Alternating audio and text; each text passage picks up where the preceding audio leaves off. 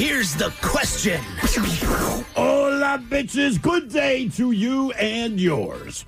All right, a North Carolina man is making an undisputed claim. The claim of the smallest penis. That is correct. It's undisputed because nobody wants that title. But apparently, he has the world's smallest penis, and he's making it public. He's even started a GoFundMe page hoping to raise money for penis enlargement surgery. Apparently, his 0.387-inch penis makes it difficult for him to pee. He has to wear diapers. So it's not even about sex. He's like, look, man, I got to wear diapers. It's not long enough for me to pee. More on his story coming up. But first, I would suggest that he go to Ireland. And the reason I say this is a total of 13 men were surgically fitted with a bionic penis. That is actually what they call it, just in the last year. And the reasons for getting the surgery varied from patient to patient, but generally it was for medical purposes, not cosmetic. Then there's the British man who might want or need a new penis after hot coffee was spilled into his lap during a flight from Las Vegas to London. The damage, he says, has had a massive impact on his life. And he's not being stupid about it. He stopped trying to have a baby with his partner, all kinds of things. Third degree burns to the willy. Not a good thing. And ladies, look, we didn't forget about you. We know that sometimes unfortunate things happen to your vagina. For example, handlebars, not your friend. There was a woman who was on a jet ski. She flew off of the top of the jet ski, and when she landed on the handlebars of the jet ski. Oh, man. And she ended up with a 4-inch long hematoma. Man. Oh, yeah. Then there's an 18-year-old woman. She pretty much destroyed her vulva as a result of colliding with the handlebars of a bike. Same thing, you can imagine what happened. Now, look, we do our best to protect our private parts. It doesn't always work out. And sometimes something good happens to our private parts, and it's completely unexpected. And that's what our question is today, right? You got privates.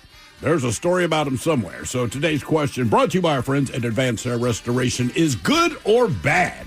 What's the best story involving your junk? To be a part of the big show, call 206-803-ROCK. Like the Men's Room on Facebook, follow us on X and Instagram at Men's Room Live. Send those emails to the Men's Room at KISW.com, and I'll watch the show live on YouTube at KISW Rock. You're listening to the Men's Room with Miles and Thrill. 99.9 KISW. All the patrols, away we go. Welcome to the 21st Amendment season, episode number 4,560. What a large and in charge program we have for you today. Guaranteed future repeat. The exciting return of Who Sucks Less. Steve, I don't know how you do it. You find people in the news doing messed up stuff. I do. You bring us 3 of those stories each and every week. It is up to us to determine, out of the 3 stories, which one sucks the least. Is there a theme to Who Sucks Less? Yeah, I guess the theme has to do with food. What people want to eat. And oddly enough, one of the stories is from Hungary. Go figure. Okay. Who Sucks Less is coming up at 4:30. And today, our question inspired by a North Carolina man who has made the apparently undisputed claim. Undisputed. Of having the world's smallest penis. He is seeking the public support for enlargement surgery. Who's disputing him? I know. I'm waiting for the guy to step forward and say, no. I have the world's smallest penis. Michael Phillips said he needed the procedure to improve his ability to urinate, which is difficult given that his reportedly 0.38-inch penis, when fully erect. That's erect? That is fully erect. Otherwise, he said he must continue to wear diapers for adults with incontinence every day. But a source of daily frustration and embarrassment, especially when traveling, which I like to do, and it has affected my confidence and independence. So he wrote on his online fundraising campaign titled, Help Michael Get Micro Penis Enlargement Procedure. Yeah, pretty. Has he ever had a girlfriend? Well, I don't know. I mean, he said he... Just saying, if he had an ex, that'd be a good one to date. He saved as much money as he could for the cost of the surgery and injections. That could help increase the girth, allow me to use the bathroom normally. But he said he was appealing to anyone who understands how challenging the situation can be. Nobody does. Because it's pretty expensive. And also, it's a 0.38-inch penis. Just real quick, just so you know, I just put in, living things a half-inch long. And that, all right, so he's 0.3. He's not even up to a half-inch. No. We have book lice. Keep this in mind. This penis is slightly smaller than book lice, hatchling spiders, baby snakes, the least killifish in the Virgin Island dwarf saffaro, which is a tiny gecko. Okay, all right. He said he's got $9,500. The goal is $22,000. He confirmed he had created the Drive, the account, but did not immediately respond to any further requests for comments. Now, his fundraiser arrived after he became one of the biggest stories in the world in late February, at virtually the same time that the U.S. and Israel launched the war in Iran. By telling TMZ, he challenged anyone on Earth to prove that they had a smaller penis than he did. No one's going to do that. Yeah. He said the point of the challenge was to advocate against body shaming for those living with micropenises, an exceedingly rare condition which the Cleveland Clinic defines as a stretched penile length of less than 2.5 inches. He says he also wanted to raise awareness about the difficulties of having a sexual organ, which in his case is the size of a pinky fingernail when fully aroused. Now, besides urinary, and I'm looking at my pinky fingernail right now. I know. I need to clip my nails. And I'm excited. So I'm giving him more than I should. You can clip your nails today? Mm-hmm. So you're bigger than I need to clip my nails, but it's still, it's bigger than it should be, and it's still small. He said besides urinary issues, he said it has been impossible for him to engage in penetrative sex in his intimate life. So that means that, yes, he probably has had a girlfriend or two. Some internet folks have met Phillips's tale with skepticism and questioned its authenticity. But he has evidently transmitted photographic evidence of it, including to unwilling recipients at times. At one point, a woman that'll get him, dude. posted a viral social media video in which he accused him of sending her an unsolicited picture of his member while they argued online after he insulted her weight. And she retaliated by taunting his micropenis. So he's doing this campaign, as he says, to get rid of body shaming. That is correct. But with a 0.38-inch fully erect penis, he commented on her weight. And she shot back, "This is by far the smallest one I had ever seen." He later confirmed to TMZ that the woman's video was accurate, yet maintained he only wanted to show her that she shouldn't make fun of people and let her see what she's making fun of. "I tried to tell her it's a disability and something I have to live with. I was hoping for it to be a teachable moment." He ultimately said he had previously sent such unsolicited pictures to others while drinking, admitted it was stupid, and said, "I don't do it anymore. I apologize to any woman that I may have offended." But I will give him, not that that's the right thing to do. I'm just shocked that someone with a micropenis would be the person doing that. Look, yes. I don't want a D-pic, but if he sent it to me, I'm keeping this. If someone says, I think the GoFundMe is bunk. I don't really believe your penis could be that small. I understand why he sends that. Correct. You're like, look, man, why would I lie about this with my name? Yeah. And I'm showing you. Every dude lies about how big it is. Nobody lies. It's 0.38 of an inch erect. That's not a brag. No. But I like that he made fun of her weight. Really? I'm with you. Really? How are you making fun of her? You making fun of anything. Yeah. My God, crazy, man. More jet ski stories this week. Here you go. That's got to be it. Sorry, I just can't get over that guy. A fat ass. Really? Really? Yeah, or I don't know. I dated a girl that had a tiny little papillon. His is probably bigger. Probably, yeah. Papillon is a bigger penis than you. Now we head, where are we going here? This is from the British Medical Journal, in a case of a 25-year-old woman. She needed surgery after a jet ski accident that resulted in serious injury to her genitals. Now, while jet skiing, woman flies off the vehicle and into the air. And when she lands, she hit the jet ski's handlebars. 3 days later, she could barely walk, in extreme pain, went to the emergency room. Doctors found that she had a vulvar hematoma. Vaginal hematomas usually happen when the area goes through, obviously, some type of physical trauma. Yeah. You know what happened there. It's a hematoma. Right. That's what happens. Yeah. She had a large injury, according to this, as far as what that They say a large vagina. Well, no, she had a large injury larger relative to her vagina. Yeah. Okay. Now, prior to surgery, doctors told the woman to use ice packs and pain medication to treat her injury. But the hematoma only grew larger and eventually was 4 inches long. They decided surgery... Bigger than his micropenis. Yep. Was the best approach. To drain the blood out of there and relieve the pain. So they cut into her and tried to get as much out as they could and stitched her up. Now, following the surgery, the woman was given antibiotics. She told doctors she immediately felt relief from the pain after the procedure. And after 10 weeks post-surgery, the incision inside her was completely healed. She was able to go on with her normal life. I bet you she does not jet ski again. Yeah. I wouldn't. Well, man, I have never heard of someone injuring themselves that way with a jet ski. Me neither. I have heard multiple, and I grew up with a woman, girl that I was in school with, who had this happen to her. Oftentimes when you water ski, all right? Oh, yeah. And you take a bad spill as a female, basically the water is going It's going in. take care of itself. If you ever wiped out on water skis, you know. I mean, you're Incidentally. and yeah, you're skimming on the water, and typically it's Yeah, that's the thing. But women, I mean, there's like two places for it to go, right? So as a dude, you might say your bees hurt. Like, I think she got it worse than you in this case, man. Yeah, the one girl I knew, we were at a family outing where families know each other. They're the ones that have the boat. Sure. We go out, okay, but the problem with it was that I was probably, oh God, I don't know, 13, 12 years old. She was like 7 or 8.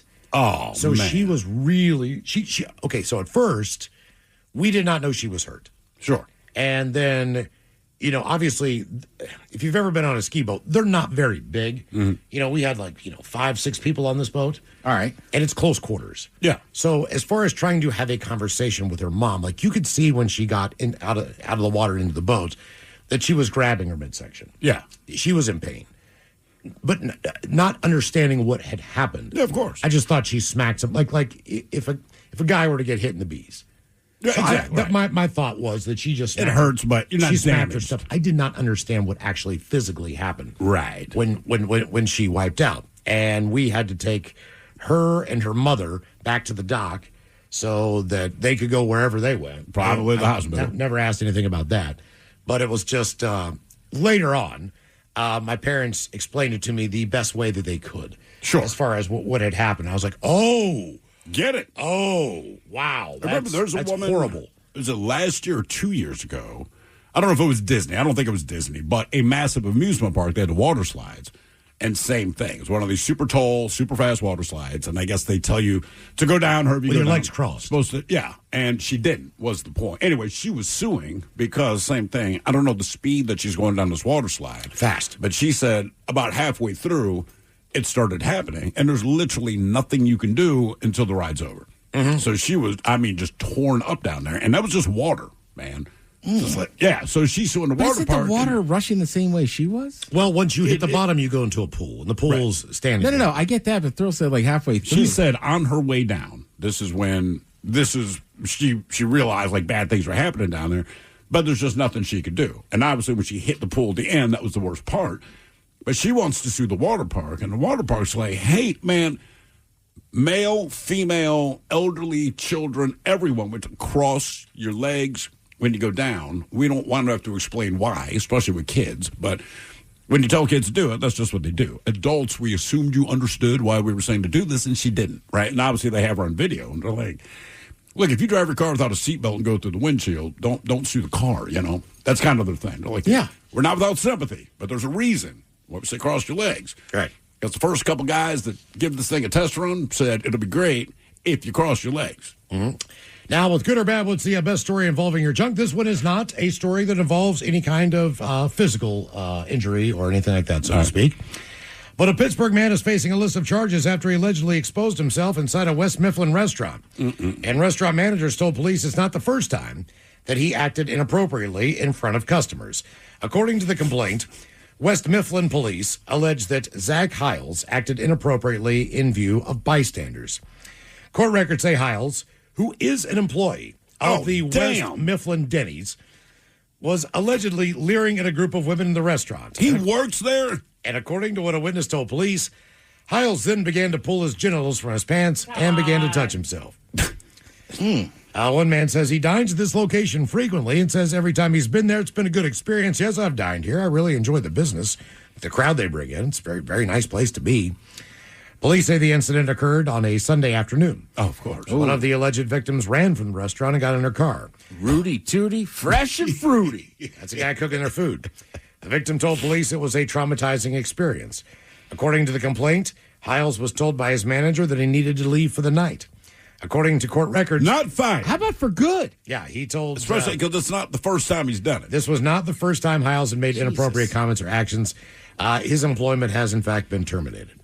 You need to go for the night. Like, you have an employee who openly pulls out his genitalia while customers are in the restaurant. Like, that's a one and done. There's no 3 strikes, you're out. And it's at Denny's on you said Sunday afternoon, right? Oh, yeah. I'll take So, the moons there's over Hammy. families. Oh, guaranteed. You know exactly what's going on in the Denny's on a Sunday afternoon. I mean, Would you order the moons over Hammy? no. Okay. I wouldn't even order a breakfast sausage at that point. Like, I don't know what it is, man. I'll take the patty. Sausage and eggs. Would you like links? No. I mean, No, Thor and I no, hang out at a no. bar that is 21 plus. Yeah. There's no children. Somebody pulled out their junk in there. You'd be like, what are you doing? But imagine if, because we know the cooks and the bartenders. Man, I won't say his name, but one of the cooks we know. He'll come out and greet us, right? Yeah. You're picturing him right now. What if it's just like, hey, I don't want to say his name because he's never done this. We're like, hey, dude, put your penis back in your pants. What if he had it in a hot dog bun? That's what I mean. It's just like, dude, you, Oh, he just walked out like, ha ha. you got to go. What's wrong with you? It's a man. Again, it's because it's a restaurant. Miles, if the 4 of us are hanging out at your house and you put your junk in a bun, I'll laugh. All right, But, Damn it, Miles, but you work there. right. That's all, man. I thought for sure this was a customer or some guy outside who showed his junk, especially when you said they'd done it multiple times. if it Like, was- wait a minute, you work there? What if you couldn't see it because it slattered in chili and cheese? Stop it. Well, What's wrong with you? God damn. Now I'm just picturing you all getting all fired up and then being like, ooh, I'm put chili and cheese on That would it. hurt, though, man. The spice is going to... Yeah, you're right. It's going to burn. Spice. The chili's going to burn them. Come on, man. Now you kind of want to see it. Good or bad, what's the best story involving your junk? 206-803-ROCK. This is the Mighty 99.9 KISW and KISW HD1 Seattle. Always live on the free Odyssey app. Text the guys at 206-803-ROCK from the Pinky's Plumbing Studio. You're in the men's room. A question, good or bad, what's the best story involving your junk? 206-803-ROCK. hello, Dell. Welcome to the men's room. What's up? So, Dell, what Hello. happened to your junk? Man, I'll tell you what, I was about 12 years old, so it pretty much just dropped. And I was a pitcher in minor leagues. My brother, who's 9 years older than me, and I decided to go down to the baseball field. And he wanted to try to hit left-handed. So I got up on the mound, and I just gave him this sweet pitch, and he hit it, and it hit me square in my junk. It sat there for about 2 seconds, and then I stood there for about 4 seconds and fell down, and he started busting up laughing, picked me up, and I was crying. I told him, it's not funny. But then, after so long, I started to laugh about it too, But what is so long? What is that time period before you start laughing? I would probably say about 20 minutes. Mm-hmm. Okay. It hit me square, like it couldn't have been a better shot. You know what I mean? But he's a right-handed batter, and he just wanted to try to hit left-handed. Oh, he and can it hit. Just so happened to. What? How long did that take to heal? I was pretty good to go after that day. It's just that the initial onset and everything was excruciating. Oh, yeah. Absolutely excruciating. Well, I'll tell you this, man. My buddy was a catcher, and of course, you're always wearing a cup when you're a catcher. And he took a foul. He took a foul ball right to the square of the cup. Right. Did not break the cup, nothing like that. But he went down hard. I mean, they took him out of the game, and so a couple days later, we're kids and we're high schoolers. So of course, in the showers after practice, Craig is showing everyone the purple ring that is green and purple all the way around the perimeter of where his cup protected him. Now, if he'd have taken a straight shot, obviously it would have been much worse. But even just to see the damage that was done by a square shot to a protective device was still to me like, damn, man, like that's intense. Well, I mean, it's like a bulletproof vest. Yeah. Like, the bullet might not pierce your skin, but like when they pull off the vest and you look at the chest, one thing everyone says is it still hurts. Oh, yeah. You just didn't die. His So I thing think was, it's you're the same- still going to get knocked down. Yeah. Oh, yeah. He said it hurt more in between his backside and his front side. Oh, down so in the it was gooch. like more like just where you would sit down. Like Which that's is the where worst. that's where the majority of the pain was, as far as the entire bruising and everything else. Oh, yeah. So He's just sitting down was a pain in the ass, no pun intended. Yeah, I mean, my story is like that guy, Ed. I won't say his last name. We were messing around wrestling, and he picked me up by my underwear, and they snapped. So I had 2 little marks on the bottom of the satchel. And same thing. I just, like, sitting down hurt because it was right on the bottom. Right. Would you rather just take a shot straight to the junk, which sucks, or get the underwear burned, like you said? Oh, shot to the junk. Yeah, because that goes away. That was like 3 or 4 days of like, it was just hard to sit anywhere. And then I would think just based on the temperature of where you are affects that. It sounds stupid, but like, look, man, if you have got any kind of cut or bruise to either your penis or your scrotum, if it's hot and they stretch out, you can feel it kind of ripping open. Oh, yeah. If it's been hot and it starts to shrink back up because it's getting cold, you can feel the thing breaking apart. It sucks, man. Yep. Good or bad, what's the best story involving your junk? 206-803-ROCK. Hello, Curtis. Welcome to the men's room. Hola. Hola. How you guys doing, man? We're doing great, man. Thank you. First time caller, but listening to you from the start. All we gotta thank do you, is man. Talk about junk and you're here. All right, so let me paint the picture. With work, guys, we got our hands on some Diamond Club tickets for the Mariners game. Another baseball story, I know. Nice. Go, yeah. No, Diamond Club's awesome, dude. I've done it one time. I think Ted went first, and Ted's like, look, if you ever get the chance to go to Diamond Club, which I did not think I would, he's like, you got to take advantage. And I don't remember the scenario, but maybe the next season or something, I got one shot in Diamond Club, and I'm like, this is living, dude. Yeah, It's awesome. It is. Candy dispensers, free popcorn, dude, free everything. food. I had prime rib and shrimp for dinner. Your typical baseball man. Yeah. Phenomenal. But anyway, so beers are flowing. Get to like the 5th inning. Everything's going good. Mariners are winning. Foul ball is hit directly behind home plate. Major league fly ball. Mile in the sky, right? About 10 feet from me to my left. And I'm like, it doesn't have a chance, no worries. Well, it comes down and it hits the guide wire that holds the backstop, like inch-thick guide wire. Yeah. Ricochets out of 45, directly hits me in the left, man. Oh, was this on television? I'm sure the game was televised. I'm sure it was. It was against the Mets. I've had friends look, and I don't think you can see it, but I don't know. Dude, Were you it was terrible. I'm still cringing. Were you seated at the time or were you standing? I was sitting down with beer in my hand. Oh my God! Did you drop your beer? No, I didn't drop my beer. Initially, it didn't hurt that bad. Like, I thought I was fine, and then one of the people from the Diamond Club, whatever they call them, but comes up to me, and I have to sign a release or whatever because I've been hit with a baseball. And as soon as I got up to walk, I almost fainted. Like, the pain hit me. Yeah. Trying to get me to talk and answer these questions. And I'm like, I am just trying to hold it together here. It was excruciating. What kind of question? What kind of questions do they ask you? Obviously, they're quick. You got hit by a ball, right? You got to sign all this crap. But, like, what are they asking you? Are you okay? Do you want medical attention? Do you want all of it? So they're not asking you to sign anything. Because my understanding is... Oh, yeah. I had to sign some sort of release. Yeah. Yeah. I just kind of assume when you bought that ticket, you understand the risk. Like, that's already taken care of as far as documentation. I think, then when you actually get hit, they're probably like, let's double down on this just to make sure. Yeah. That's my guess. Anyway.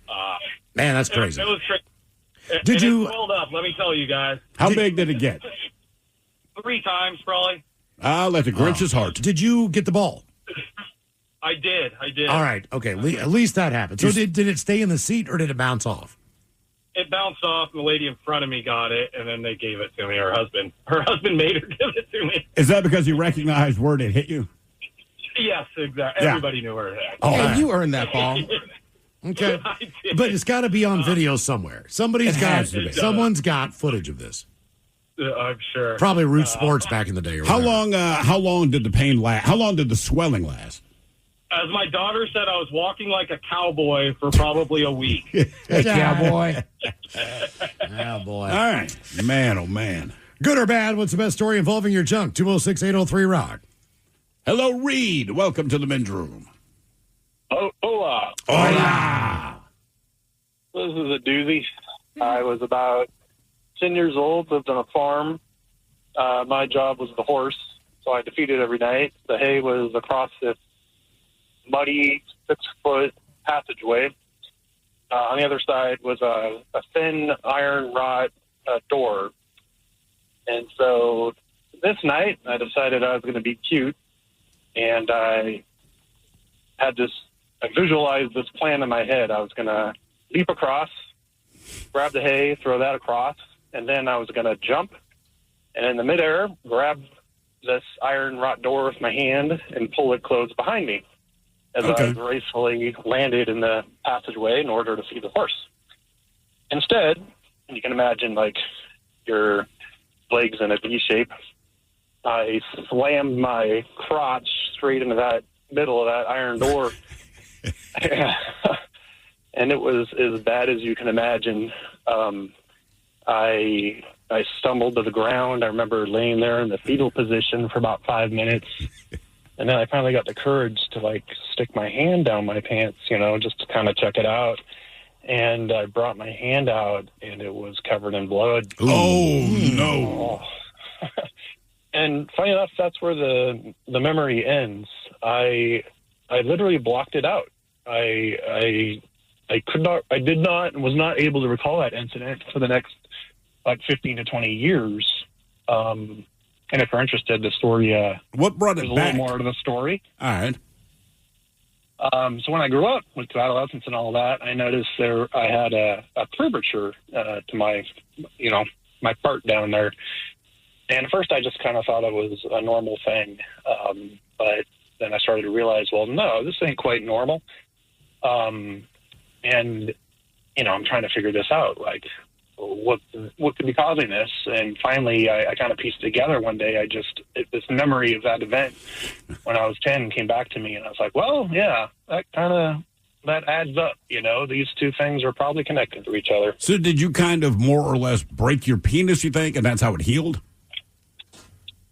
Yeah, I think I probably caused soft tissue damage and scarring to one side. Gotcha. Right. And so that's how it's going to lie. Did you go to the hospital?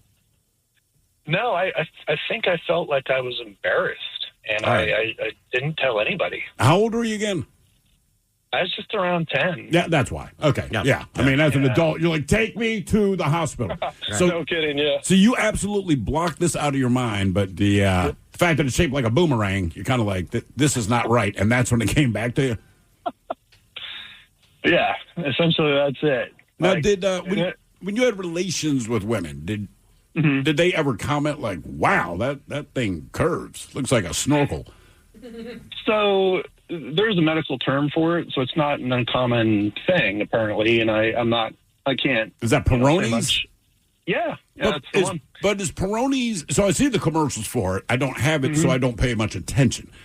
As far as Peroni's goes, is this something genetic, or is it something more like your case where you've done some trauma to it, and then with the scar tissue, it just kind of grows at the curve?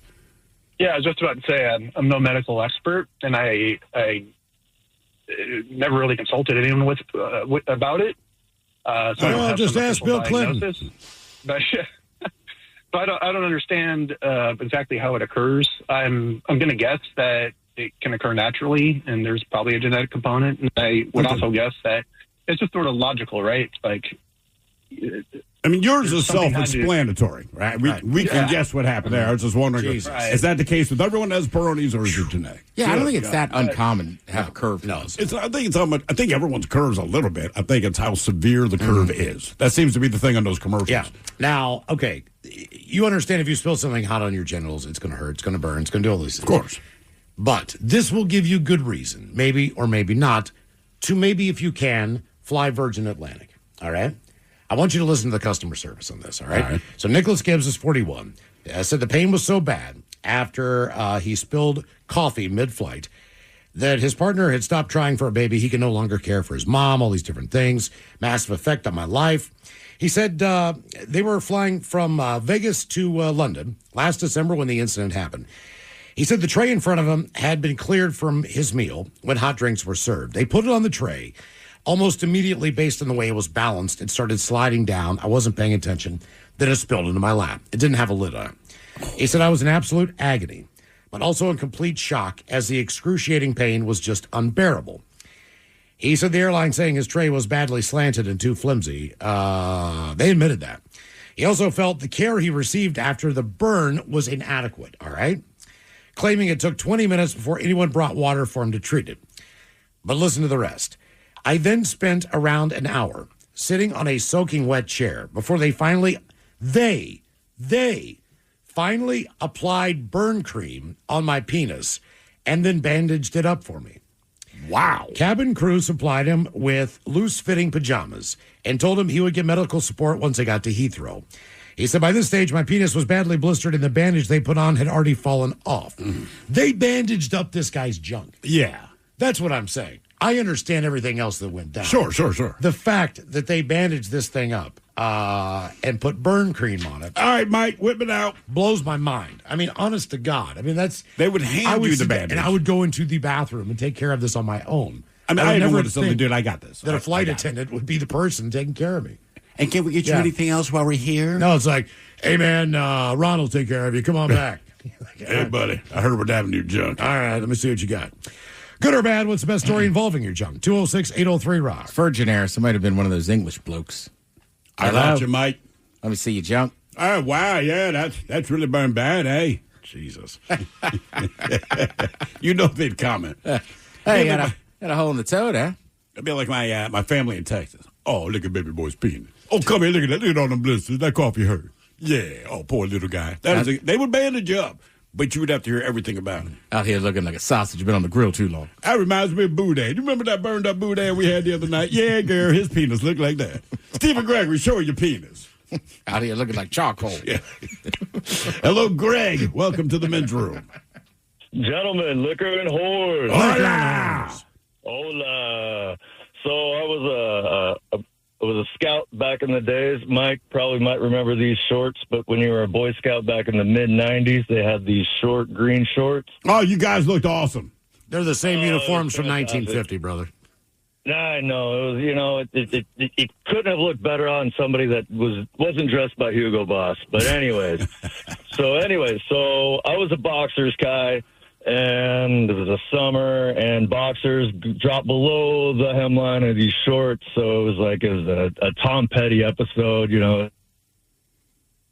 Is that an issue? Like, does the Scoutmaster, is that a problem if the boxers are lower than the shorts? Well, I mean, you're out of uniform, so you got to ditch them. So, yeah, either in your Class A's or in your Class Nuts. So, anyways, long story short, it's hot. Ditched the boxers, had to go find a tree, found the tree, and went for the zip up, and I impressed myself across the top of myself with the XY pattern. And like you mentioned earlier, when it got hot, it expands. When it got cold, it contracted. So you felt it was miserable, not fun, and you can't tell anybody about it because you zippered up your junk. Yeah, especially in Boy Scouts. Yeah, it was a Boy Scout. I mean, the different time, different place. We're not touching people. I mean, look, man, I did the same thing. And for me, the thing wasn't so much the temperature. I worked in a hot kitchen at Chi-Chi's, so I'd feel it there. I don't want to say anything to the other cooks, but it kind of sucks. And then when you took a shower or when you woke up with your guaranteed morning erection. Yeah. You go to bed flaccid, you wake up, and I'm like, I have bled in my bed, and not for anything I did other than the fact that that's where your body sends all the blood when you're sleeping. The difference between me and you, now granted, you were in Boy Scouts, so I probably would not have brought it up either at that age. But when I got to work at Chi-Chi's, I was about 10 minutes late, and my boss asked me why I was late. I straight up told him, I zipped my junk in my pants, and I kind of had a mood. So he did laugh, but he let it go. He believed me. Yeah. Why would you make that up? I wouldn't. Yeah, exactly. You can't. No. You can't. It's just like, it happens. And you know the then stupid there's one thing. more incident. What's that? The same shorts, camp counselor. I'm sitting on the table, and one of the kids had been, quoting, what is it? Jim Carrey, Bumblebee Tuna. Bumblebee Tuna. Anyways, yeah, the Animal Detective. Ace Ventura 2, when nature calls. Ventura. Yeah. Yes, and then, I'm sitting, these shorts rode up, where the kid said, "Excuse me, sir, your balls are showing." I looked down, sure enough, and I was like, "We're good." Yeah. Pulled him down. We're good. Yep. So anyways, that's the story with the junk. Yeah, you said you saw some dude on the bus. Had him just hanging out the side of his. It's short. So I'm going to assume shorts. The shorts are they were short shorts. That's basically what that uniform was. Because it was like mid '80s and that kind of the Jack Tripper look from Three's Company, right? That's about the length of shorts, like halfway up your thigh. And dude looked like Carl Weathers, and we're on a crowded bus, and his bees, or no, the tip of his penis is hanging. I couldn't see his bees, but it's just hanging out of the side. And like I said, the bus is packed, so he's standing up. And this happened long enough ago that Errol's video was still a thing. Because I always remember he had an Errol's video bag in his hand. Whatever. So this couple gets on, and the woman sits in front of where that guy's standing. Her boyfriend is on the other side of the guy. So they're across the aisle, but he is blocking them from seeing each other. No big deal. Me and a complete stranger are sitting behind a woman that's sitting next to the guy who's standing, but whose penis is hanging out. And he has no idea, right? So me and this other guy, we keep exchanging looks because we're like, there's no way she doesn't know it's there because it has to be 2 inches away from her face. And this is Jesus for like 10, but she's none the wiser. Because one thing about a bus, everyone's just kind of eyes forward. We stop at a bus stop, and like I said, the bus is already crowded. They let on like 3 more people, but as a result, as they're trying to work their way to the back, everyone kind of leans towards seats to make room for them to walk down the aisle. So he leans forward and makes contact with her cheek. Oh, no. So she turned, and she didn't turn like she was offended. She turned because something made contact with her cheek. But when she turns around, there is straight penis right there. So I think order has been disturbed. We see her, and there's not a lot of words said, right? So me and this other guy, I think we're the only people that know what's going on other than her now. So she kind of jumps up, and she's like, no, you can sit down, to the Carl Weathers guy. Baltimore's a little bit of Southern hospitality into it, so a guy is never going to take a seat from a woman. So he's like, no, ma'am, no. Please sit down, it's fine. She's like, no.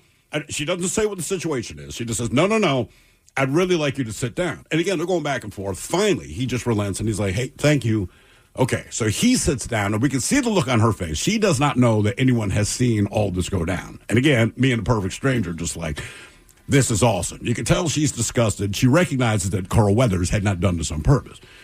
So Carl Weathers, just his body language, we could tell the moment that he realized that he was hanging brain and had made contact with her face. His shoulders kind of stiffened up.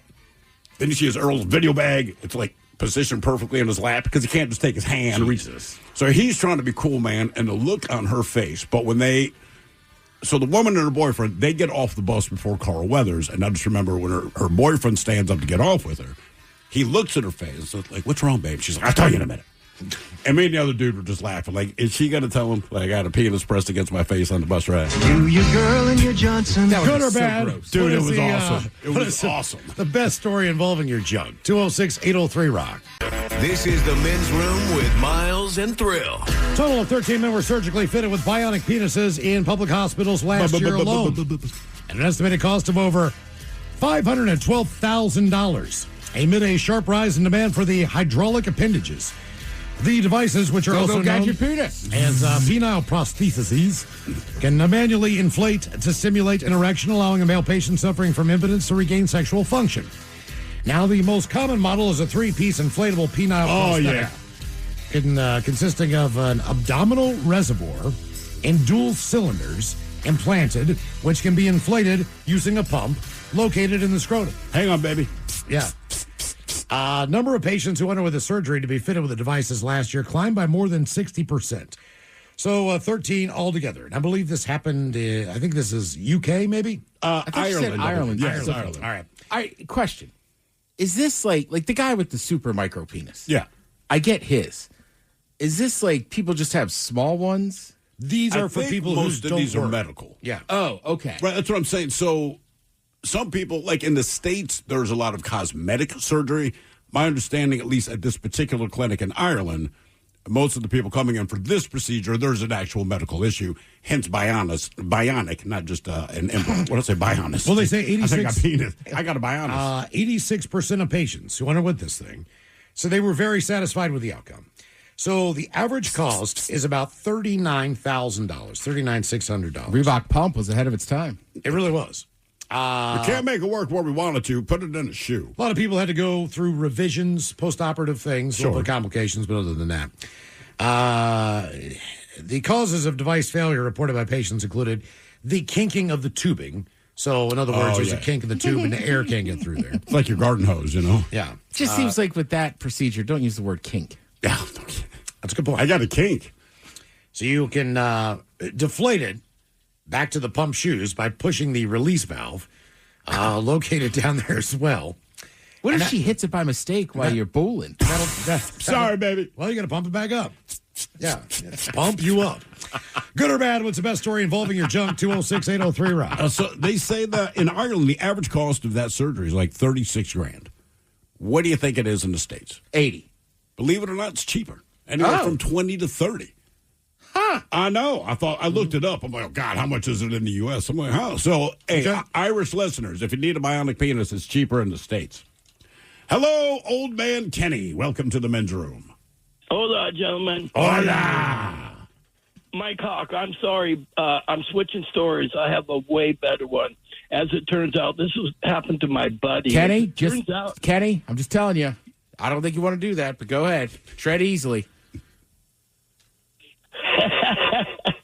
well, this happened to my partner and good friend of mine. We were 15 and 75 and would hang out there in the summer. He stayed in his dungeon basement. He was a late sleeper. I'd go wake him up around noon, and we'd do our thing during the day, what teenagers do.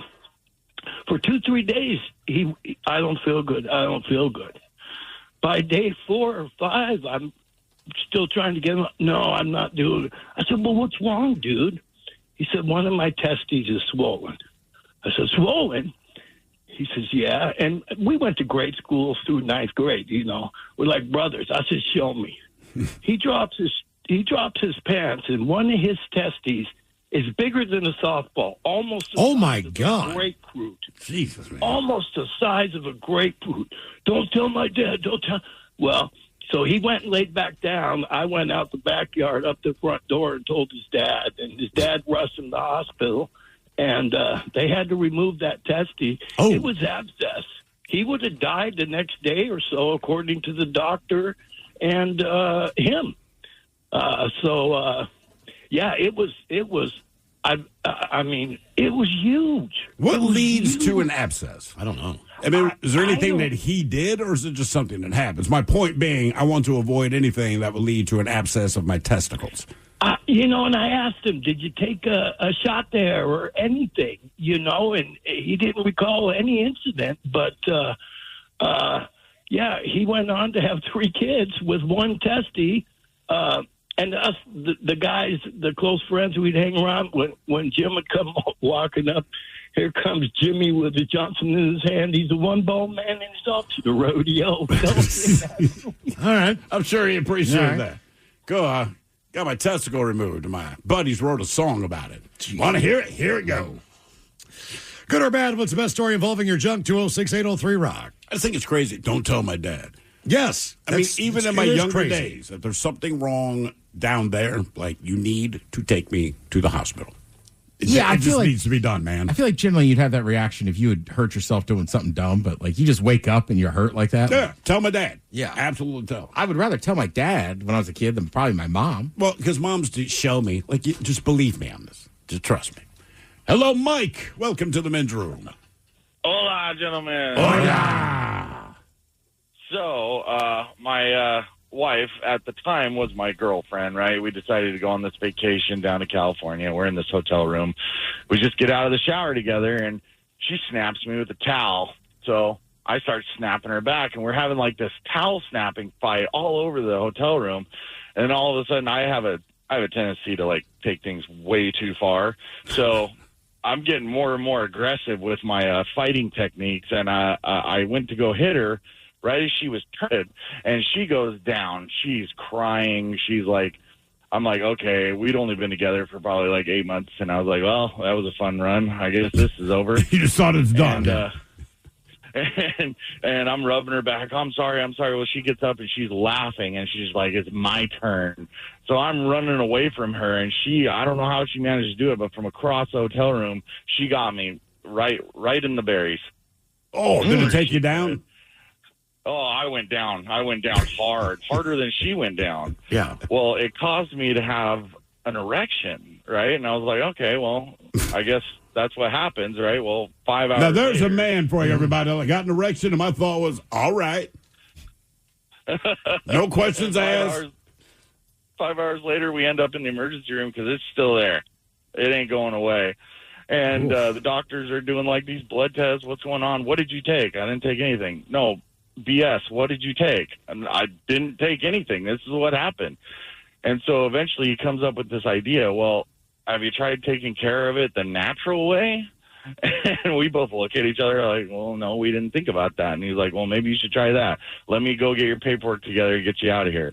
Okay, cool. Well, we decided to just go ahead and take care of that right there at the hospital. You know, we're in this emergency room. The curtains are all closed. We're going at it. Nurse comes by and just swings that curtain wide open. Everybody in the emergency room sees what we're doing. We're just going at it. She's like, you guys got to stop that right It's now. medical. Yeah. And I looked at her and I said, doctor's orders. And then my wife said, well, we can't stop. And she's like, why? And she's like, I need a towel. Oh, God. Jesus. All right. Okay. But did that work? Was that the solution? Actually, it did. It did work. After that, I was done for a couple days, actually. It didn't feel too good for a few days after that. I wish that was the medical conclusion to all problems. Yeah. Doc, I'm running a fever. Hey, listen, son, in the next 10 minutes, I'm going to need you to have sex, okay? That's the only way to break the fever. Like, all right, Doc, come on. I've seen somebody open up skin on a towel fight. Really? In a locker room, on a thigh. I mean, it opened his skin up. That was when I was like, this is not as fun as, I did not realize. When you're a little kid, it's fun. A welt is one thing, but to actually open up someone's skin. Oh, yeah. I was like, Jesus, man. Like, that was. And he's like, look at it. Like, it wasn't even like he was in pain from, like, just the initial He's sting. just amazed. Then he looked at us like, oh, man, look at that. I was like, Jesus, dude. Good or bad, let's see a best story involving your junk. 206-803-ROCK. Hello, Chris. Welcome to the men's room. Hi. Hola. So I was at work 3 weeks ago and was setting up an area so that I could work overhead. I took a step at the end of what we call an iron pile and lost my balance. Well, as I lost my balance, I reached back to try to catch myself, and there was an 8-inch by quarter-inch by 4-inch piece of steel. It went through the back of my pants, sliced what I thought was my scrotum, and so no one else was around. I have to get myself unhooked from this. I reach down, there's blood. I walk to the outhouse on the job site, grab all the paper gaskets that go down on the toilet there, and I stuffed them up there like a man pond to stop the bleeding. A man pond. Yeah, and what I could do is, because I couldn't see what happened, I took a picture of it. A picture of it looked like a woman on a bad day, and I thought I reached down there and I thought I had a hole in my scrotum. So I called my foreman, and he's like, what's up? And I'm like, so I tore my scrotum. I think my testicle's about to fall out. He's like, what? And luckily we had an on-site doctor, or not doctor, but like a medic or whatever, to keep us from having to go to the ER, so to speak. And we walk in there, and it's just shortly after his break. So he just gets done eating, and he's like, what's up? And I'm like, I think I tore my scrotum. And he's like, and just the expression on this kid's face dropped, turned kind of white, and he's like, what? So, shut the door, kind of get in this awkward yoga position, because, again, I don't know what it looks like. And he's like, oh, well, I can put some ointment in this, but you should go to the occupational clinic. So then we go there, and same sort of thing. The doctor lady comes in. She goes, what happened? I'm like, I tore my scrotum. She's like, well, let me go get a male counterpart, because I guess that's what's needed. And they both come in, and they're like, okay. And so I show her the picture. She's like, well, I'm going to have to look at it. And so I'm not shy. Got my trowel, cover up, and kind of stick my leg up this time in a different position. And she's like, oh no, you need to go to the emergency room. She's like, if we were in the middle of nowhere, Alaska, I could stitch this up. I'm sure I could. But you should go to the ER. So another 30-minute ride to the ER and get there. And again, I'm standing in line and thinking to myself, I have a hole in my scrotum and trying to keep everything in there. And I get in line and the security guard goes, "What are you here for?" I'm like, "Lacerated scrotum." He's like, "You're in that line." So they put me over and they finally get me in, get in there, looking around. I got my gown on in the ER and I'm standing up because that's the most comfortable position to be in. And there's a sign that says no pictures, no photography, this and that. Doctor comes in and goes, "What happened?" And so I think I tore a hole in my scrotum. And he goes, "Okay, let me see." Again, I get down there and got my leg propped up. And he's like, "I'm going to need to take a picture of this to talk to the urologist." And I'm like, "Okay." So he gets down there on his knees and starts, I hear this click, click, click, click, click, click. And, he gets the pictures. Yeah, exactly. He gets the pictures and he's like, "Okay, well, I'm going to have someone come in and clean up." This person happens to be also named Chris, and I'm kind of bad for him because, what it is cleaning up wounds. So he gets the saline thing and he's squeezing and squeezing and gated. The doctor comes back in and looks and he starts poking it around my scrotum because, again, think there's a hole in there. And he's like, "Oh, well, good news is there's no hole. This is just superficial. It got the fatty tissue down there, and we'll stitch it up."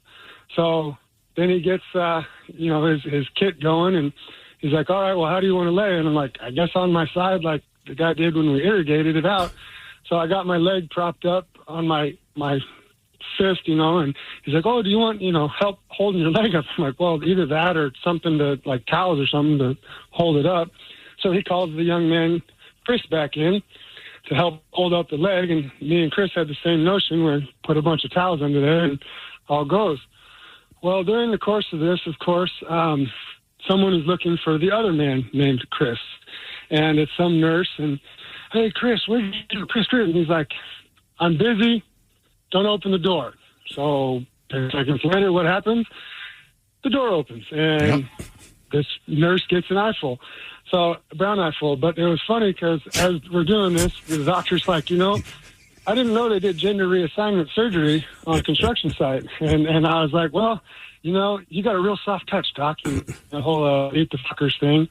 And the other thing is as he's down there, I swear, every few minutes, and I don't know if he knows himself because I'm grateful that he did a good job. The stitches are all up and they're all taken out. But I swear he was just going, and I'm like, "Dude, your face can't be more than a foot and a half from my brown eye." And, and so, everything went as it was. I went back to work on light duty the next day. Got the stitches out, cleared for work. The stitches did what they were supposed to do. And 2 days after that, the company decided to let me go. And man. Oh, yeah. Jesus. Boy, they really gave it to you, Nikeiser. Damn, man. Yeah. But, no, everything's functional down there. Everything works. The doctor did a great job stitching it up. But, yeah, it tore me a 3-inch cut in a V shape, and 1 inch of it went up under my scrotum. The rest of it was right there between where the... Go ahead. I'm assuming you had to get a tetanus shot? Yeah, but that's common trade. I've had probably 4 tetanus shots in the last 10 years. Yeah, well, sounds about right. Yeah, I just said the doctor's breathing a foot away. Like, "Doc, you got to stop breathing on my anus." I mean, look, I know you got to do what you got to do, but it's wear really, a mask. Yeah, something. Like, I can feel your hot breath on my backside, Doc. I'm not trying to be difficult, man. Real uncomfortable. Real uncomfortable. I don't want anybody. Yeah, well, especially weird. For a medical. There's nothing sexual. I mean, you're standing there like, Captain Morgan to get your testicles stitched back together. Like, "Stop breathing on my ass." Do you say something? I know you're doing God's work, man, and I appreciate it. I just don't know if there's anything that can be done. Like, that's an awkward position like that a get done, man. Look, I know you got to be close, but I feel your breath on my butt. I am assuming anybody who's doing anything to me in any kind of surgical nature or anything like that more than likely is wearing a mask. Especially that close to that but I area. don't think for stitches. Right. Because to them, stitches are stitches, Well, regardless of the all right, location. but Like, also I'm he- just doing he's stitches. hot off a construction site. No offense. Yeah. Like, for your own good, it's not wear a like you mask. went home and showered. I hear you. I'm just saying, I can imagine the doctor's just like, oh, that's simple. I'll just sew this up. 5 minutes, no problem. I mean, I'm just like, yeah, like nobody put a mask on to put stitches in my chin or staples in my head. I've never had anybody breathe into my butt like that. Good or bad? Almost there. What is the best story involving your junk? 206-803-ROCK. The mighty 99.9 KISW and KISW HD1 Seattle. Always live on the free Odyssey app. From the Pinky's Plumbing Studio, you're in the men's room. Text the guys at 206-803-ROCK. Reason why you should go see a doctor if anything's going on down there. Not that we need to tell you that.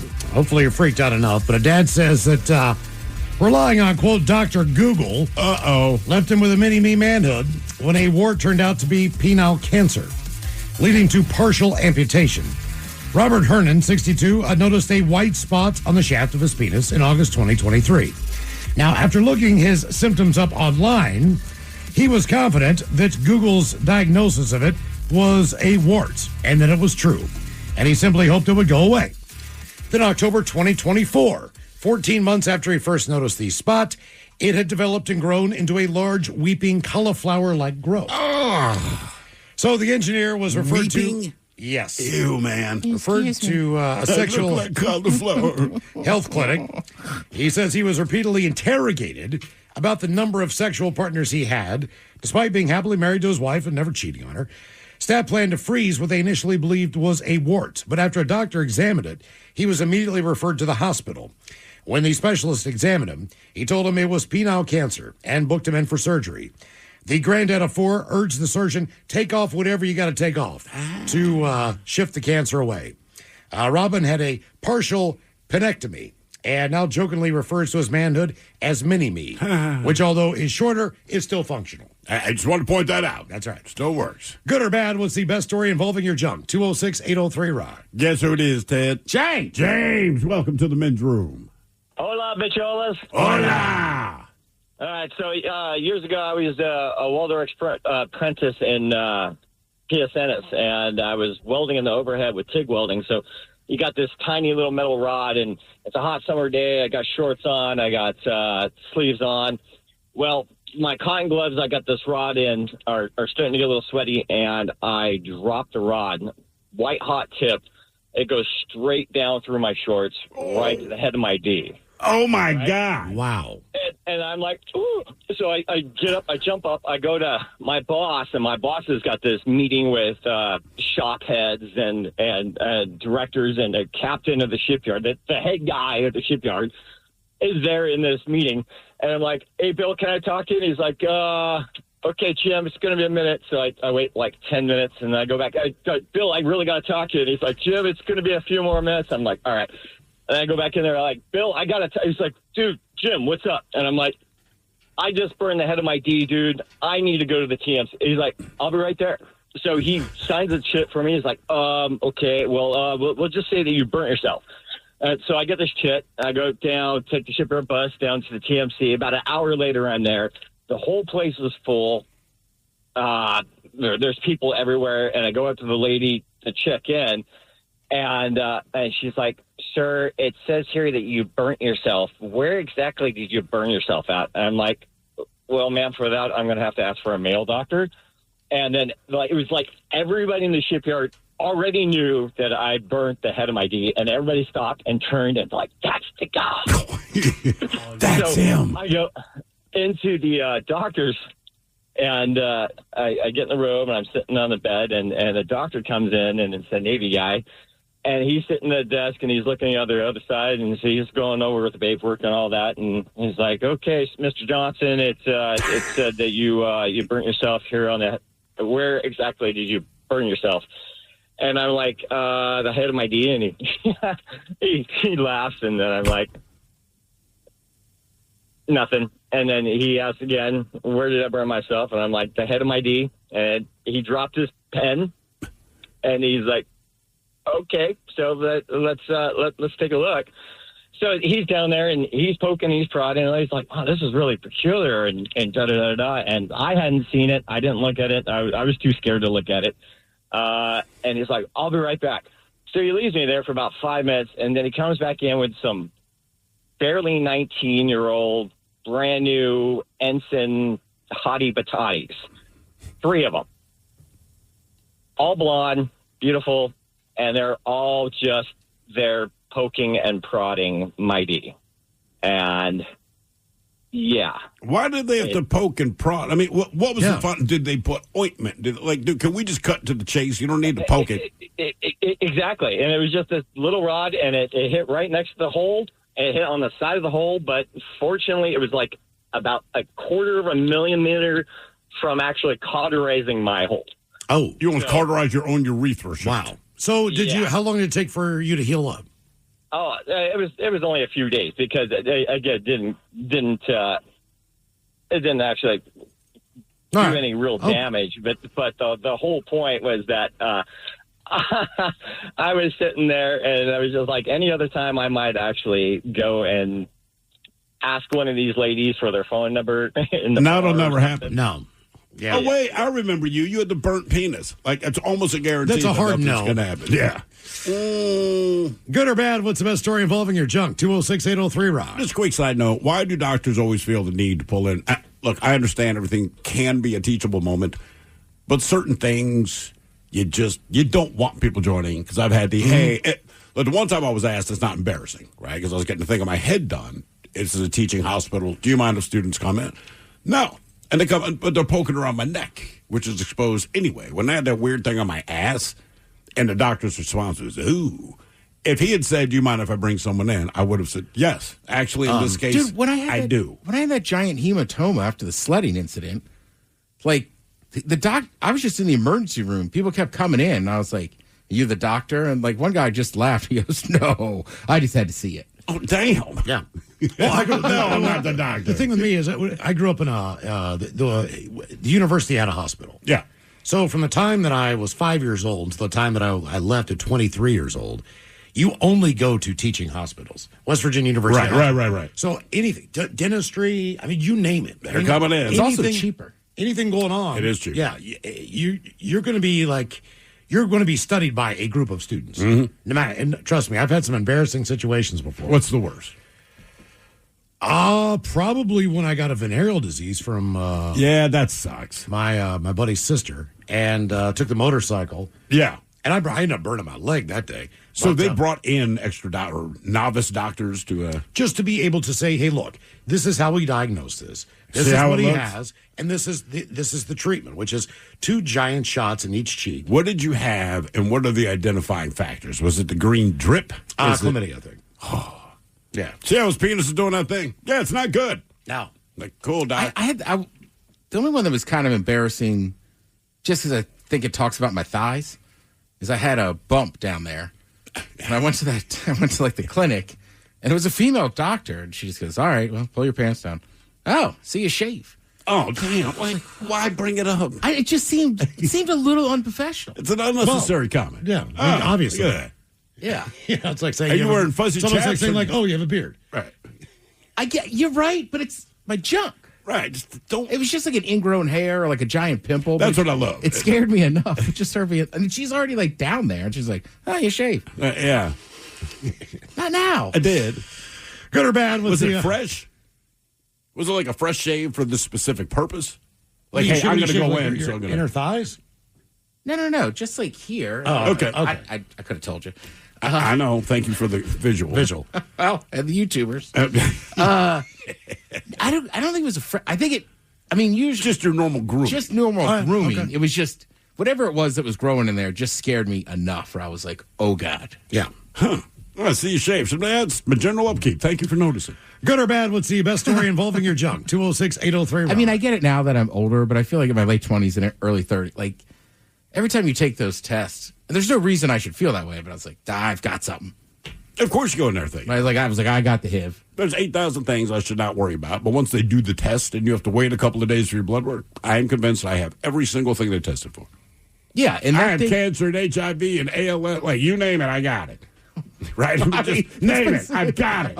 I for sure have it. Yeah. Then they're like, dude, you're fine. Like, cool. Hello, Arby. Welcome to the men's room. Hola! Hola. Is Arby a real name? It's Barbie. He didn't get the B. It's Barbie. It says Arby. That's why I'm like, man, send us some sandwiches. I can understand how you got the nickname. Her phone broke up a little bit there.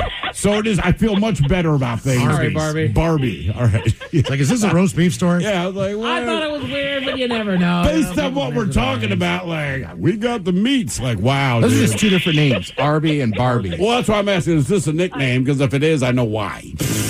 Yeah. Yeah, because I got, never mind. Yeah, we So- know. You got plenty of horsey sauce. So there's been so much talk about man junk, I thought I would toss in a little bit of women junk. Oh, time to talk about vaginas. Hang on, I think I have something for that. Yeah. Hold on. You're going... Wait, hold on before you. I want to announce it. Vagina. There Barbie, it is. Barbie, I've seen you. You have no junk. Vagina.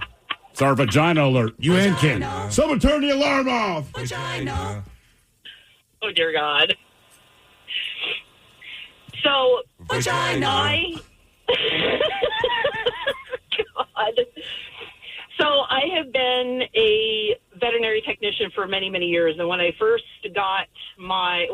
was a technician, I had to go outside and give a very large black German Shepherd a sedation injection. There, what's up, And girl? He was not a good dog. Owners had him on a 9-foot leash. Unfortunately, they did not have hold of his leash at where his collar was. And I snuck up behind him, stabbed him in the butt, and backed off. He turned around, honed in on me, and charged me, and bit me in the crotch. Oh, and my man. threw me on my butt. I was airborne. I was in shock. I looked down. He had ripped open my scrubs and my underwear, and I grabbed myself, said "OF," and one of the gals from inside ran out, grabbed me, ran me into the bathroom, and I was going into a massive panic attack, and I couldn't really see where half of the punctures were, and I was crying, and I had to open the door and have one of the other technicians come in and look because I couldn't see. I was so embarrassed. I was like, I am so sorry, but you have to look. I can't see. I need you to look at my vagina. I'll do it. Yes. I need you to look at my vagina. And so anyway, she looked and she was like, you probably need to go to the doctor. And anyway, so long story short, I ended up having multiple punctures in my labia and a huge hematoma down the side of my leg because all of his side teeth grabbed my thigh all the way down. Jeez. Okay. And, yeah, it was... Well, I got to ask you, how fast did the dog go down? He turned around and lunged at you, but after you gave him that shot, I mean, how long does it take to sedate the dog? Oh, it was in the muscle, so it takes usually like 10 minutes, 5 to 10 minutes. Oh, wow. Okay. I didn't know how quick that stuff acted. So, but anyways, yeah, the owner was just felt so bad. The next day sent me a big bunch of flowers and I don't want flowers. I want a new labia, woman. Yeah, and an O'Keefe. An O'Keefe painting. Sure. Do they have to stitch your labia back up? No, luckily it was just clean punctures. Oh, yeah, nice.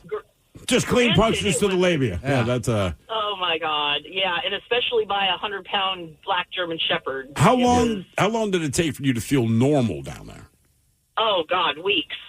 Wow. I would The never. hematoma was- I would never want to have a dog like that. No. Well, no. Yeah, we fired them as clients. Yeah, Well, that's fair. yeah. You know, Yeah. one bite to the vagina, next thing you know, your dog gets you booted out. Hey, were you dating anyone at the time or anything like that? I was, and he was very understanding. And Well, sure. Yeah, I mean, but your after forearms got huge. but I. He looks like Popeye. All right. Or her. Did you get any lockjaw? And, Yeah, that. Yeah, it took oral to a whole new level. Man, yeah. Oh wait, did I just say that on the? Oh my God! Did Anyways, they? So I know they were understanding. Anyone can understand. Obviously, you did not want this to happen, but No. did you show them? And did they have like an audible response, like "Oh God"? No, all they knew is that they saw that he had torn open my scrubs and my underwear. I mean, Right. it was wide open. Man, oh man. Okay. Wow. Damn. That is not good. Who's a bad boy? Well, first of all, who's a bad look, boy? Look, man, being bit by a dog hurts. Yes. A lot. Doesn't matter where it is. Just, Jesus. I think it matters more, though, if it's there. Good or bad, what's the best story involving your junk? 206-803-ROCK. Hello, Craig. Welcome to the men's room. Hola. Hola. Hey, guys. How you doing? We're doing great, man. How are you? Living the dream, man. Living the dream. Okay. Hey, so when we were kids, grew up in West Seattle, and we were swimming at Denny Pool there, and they had a high dive and a low dive, and then they had a divider rope between the low and high dive, so you could open one side for swimming and open whichever diving board was open at the time.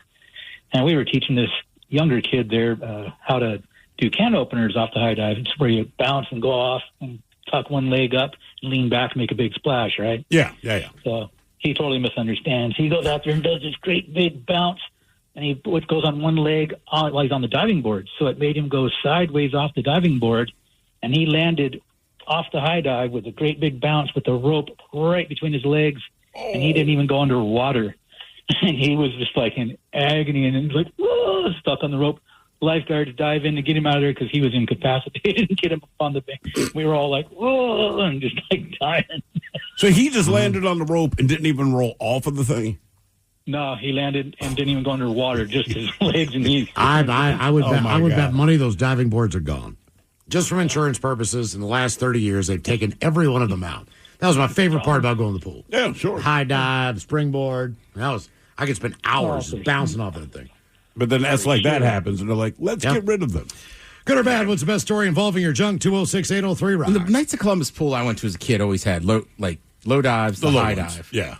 But, I'm wondering, you're right, they probably took out those high dives. They were awesome. They used to have slides, too. Well, that was the issue, was that they always had softball on Sunday nights. All right. And then they would close the pool early, and whoever the dads were or whatever playing softball. But some drunk guy was standing on that slide and fell off and cracked his head. So they got rid of the slide. Not the drunk guy, but we got to get rid of that slide. So for like the kids, it was like, even now as an adult, That sucks. I would be like, well, keep the slide. Well, even that little blue curvy slide that some people had in their own private pools, Yeah. they sucked. Well, Once they you do don't it do once or anything. twice, you're like, all right. Yeah. Get me back on the I mean, a lot of pools still have like smaller ones. Yeah, the little itty bitty one. But you're not elevated high. They'll have a diving board, but it's like a foot off the ground kind of thing.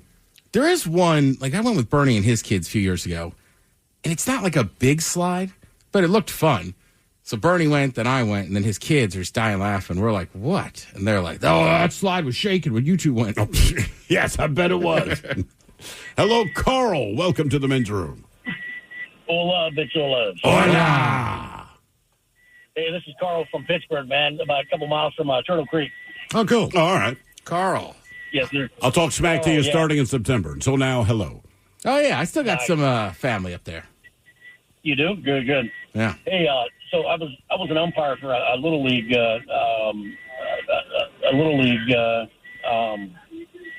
baseball back in Pittsburgh, and umpiring. Ball was at the center field. Well, the center fielder, a little kid went to jump up to catch the ball, and he got his junk caught on the top of the fence. Oh! And he basically ripped his pants all the way into his testicles. Ooh. The testicles were hanging off the fence on the top of the fence, and he was still hanging on the fence. Oh, my God. Oh, no. That's awful. Yeah. And to this day, every time I think about that story, I cringe. Yes. His entire Yeah, body weight was being held by his testicles on a fence. I mean, he was probably, I don't know, 100, 110 pounds. It doesn't matter. How much weight could you put on your testicles? I mean, look, if someone tied a brick, which weighs a lot less than 100 pounds, I'm going to scream. Was this near McKees Rocks? McKees Rocks, yeah. Exactly. Just hanging on the fence. Can you hear me? God, Yeah. I got you. Yeah. God, that's awful. So anyway, we ran out to center field, and they asked if anybody had ice. They wanted to stick the testicles on ice to see if they could save them. And we had to wait for paramedics to get there to basically lift them up the fence. We supported them, and they took him, and he was known as One Bald Bubba. His name was Bubba. Of course it was.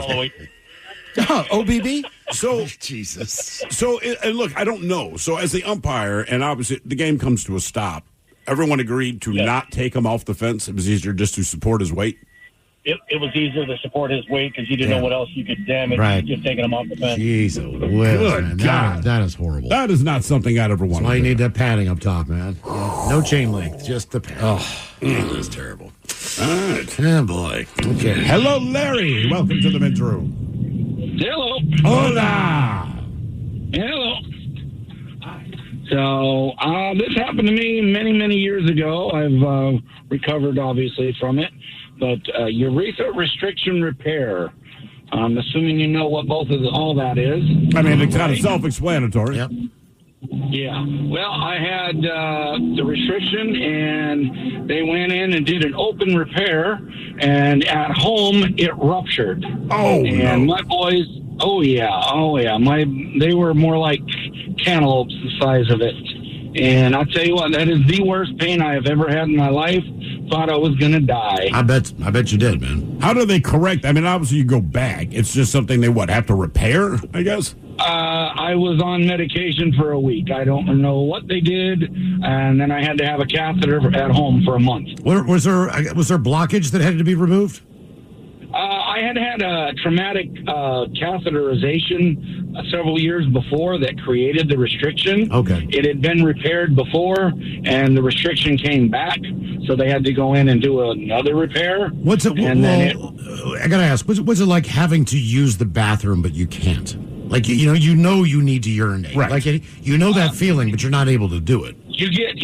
It's like somebody's hitting you in the kidneys. Okay. All right. Because it backs away. It backs up all the way into your kidneys. Yeah. Jeez. So this needs to be done fast. Oh yeah.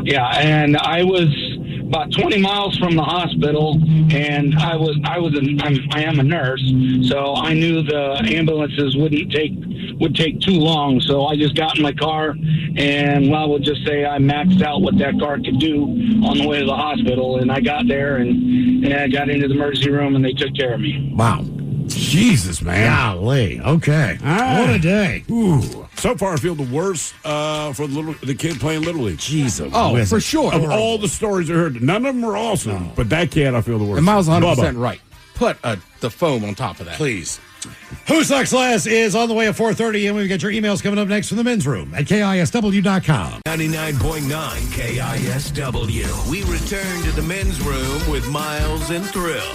Who Sucks Last is coming up at first time for a few emails from the men's room at KISW.com.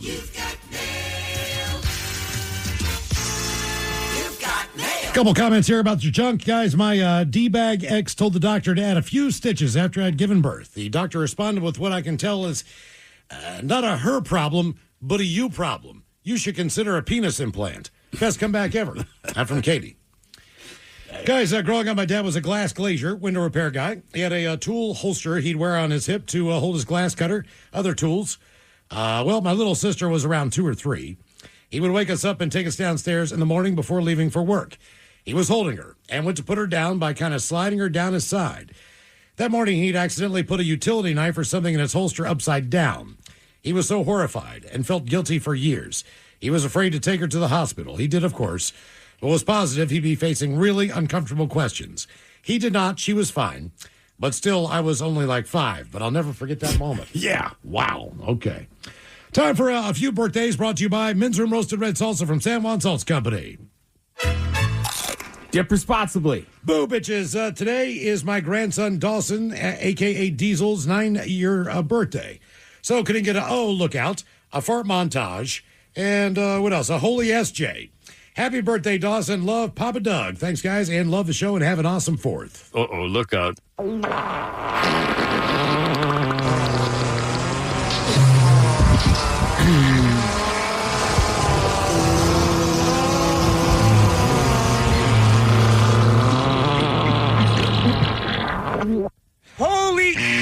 birthday. Oh, look, guys, today's our son Matt's 32nd birthday. He's a hell of a man, and his dad, and as his dad, and I'm proud of him very much. Please help us celebrate a special day with some dad jokes for Miles. Thanks, guys. You rock. That from Matt's mom and Matt's dad. That means Matt's mom. Mm-hmm. Dad jokes. All right, what do I got here? Guys, my dad used to, back in the day, put me in a tire and roll me down the hill. Oh, yeah? Those were the good years. All right. A server at Hooters called in sick from work. Oh, yeah? Bubonic plague. Childish but funny. And finally, why do people go out with Hope Solo? Why do people go out with Hope Solo? What do you got, Mike? I don't know. There's because if she was with somebody else, it'd be weird. Mm-hmm. Well, she's married, but why do people go out with Hope Solo? She's a keeper. All right. Okay. That's solid. Good one. Yeah. You could use almost any keeper. Yeah, exactly. But she's kind of hot. Mm-hmm. Like with Ben, you know what I mean? Well, yeah, she's a female keeper. Oh, see, well, they're both keepers. You could say it with Casey Keller. That's right. There you go. Keeper. Pacholos, today's my mom Lauren's 36th. Marcus Hatterman. Yeah, Keeper. Today's my mom Lauren's 36th birthday. She's been the best mom I could ever have, and words cannot describe how inevitably grateful I am to have her in my life. Always talk to her about about the show. Hope she gets to hear this on the radio on her way to the bookstore. So, can I get a Suck It Up cupcake, some dad jokes for Miles, Coach Ted giving her some advice about being 36 in the big 2026. Love you so much, Mom, from her amazing oldest, Sydney. So, suck it up, cupcake. Let's see. Dad jokes. Why can't you keep bagel lovers in jail? Why can't you keep bagel lovers in jail? I don't know. They eat the locks. Okay. What is a cucumber's favorite sport? A cucumber, favorite sport? Pickleball. Pickleball. And finally, my doctor told me to sit down when I pee. Why? Because he doesn't want me lifting anything heavy. Humble brag. Humble brag. Oh, yeah. That wasn't even a joke, Sure, dog. Got yeah. this hog. Yeah. Can I wish my best friend Catherine a happy 38th trip around the big ball of fire? May your year be full of unexpected wins, good timing, and situations that somehow just work out. How about some green beans? Shotgun gets from Thrill. Dad jokes from Miles. Coach Ted hyping up the Chicago Bears upcoming season. Thanks, guys. Appreciate you. That from Derek. Green bean. What? Green bean. Okay. Green bean. Yeah. Green bean. Let's see here. Guys, someone broke into our house last night and stole a dozen eggs. Oh, yeah. They also You haven't cracked the crime. What's that? Did you crack the crime? Not yet. But they also left a pan of boiling water on the stove. Police believe it was poachers. I thought it was going to be cracked. I know. I was tracking with you, man. That's it. Make sure I got enough here. Poachers. All right. I love a poached egg. A couple more dad jokes and we'll be done. What is a pirate's favorite letter of the alphabet? What is a pirate's favorite? Is it R? You would It think is it'd be not R, but it's the C. Damn it. Actually, it's not. History says most pirates were illiterate. Did you hear the pride in Mike and I? Oh, all of us. And We got I told my psychiatrist, I think I'm hearing voices. Oh, yeah? He said I'm not a psychiatrist. I work at CVS. Boo bitches. Boo. My 45th go around the beautiful marble. My friends are woefully unaware of how big of a fan I am of the show. So as a birthday gift to myself, can I get Coach Ted giving me advice on how to party tonight and still make it to work tomorrow? And you guys talking all over each other about being 40. Either the awesomeness of it or not be so awesomeness of it. Thanks, guys, and take care of that from Crystal. All right, you want some advice on Coke 10? How you party all night, get up, go to work the next day? Pure and simple. Anybody done a little cocaine knows this old trick. You stay up all night, you call that dealer, you get another bag. You go to work high, you get it done. Production off the charts. Jesus. Am I wrong? No. Guys, my name is Dimitri, a.k.a. Big D. Today's my birthday. Turned 52. I lost 150 pounds. I'm feeling brand new. So would love to hear a fish sandwich medley and you guys talking all over yourselves about going out after watching FIFA. Fish sandwich medley. A fillet of fish sandwich. I'll have a fish sandwich. Oh, brother, can I have a fish sandwich? Put the cheese and the tartar on the side. I order a fish sandwich. Is it too early for a fish sandwich?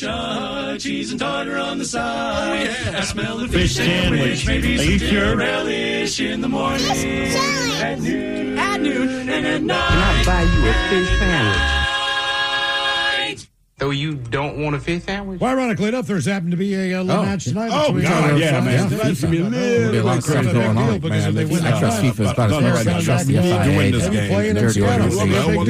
That would be very cool. And one more. Been listening now since 2018 when you guys were syndicated down here in Sacramento. Around the time I put down the bottle and righted the ship, so to speak. You guys definitely helped out in the beginning and, of course, over the years since. I love the stories Miles can recite about blowing up his VW, Thrill's kidnapping escapades, the Ted Smith sledding, Mike's ATV adventures. It is my 50-second go-round. I'll be heading down to Costa Rica to celebrate with some surfing and poolside escapades.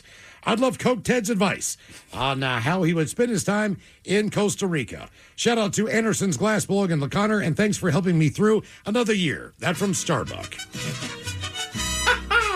All right, Costa Rica. Been there myself. First thing you got to do, hook up with a local guy, get some blow. Second thing you got to do, go to the beach all day, party all night. Don't get sunburned, but make sure you test it because it's Costa Rica. Don't swim with the crocodiles.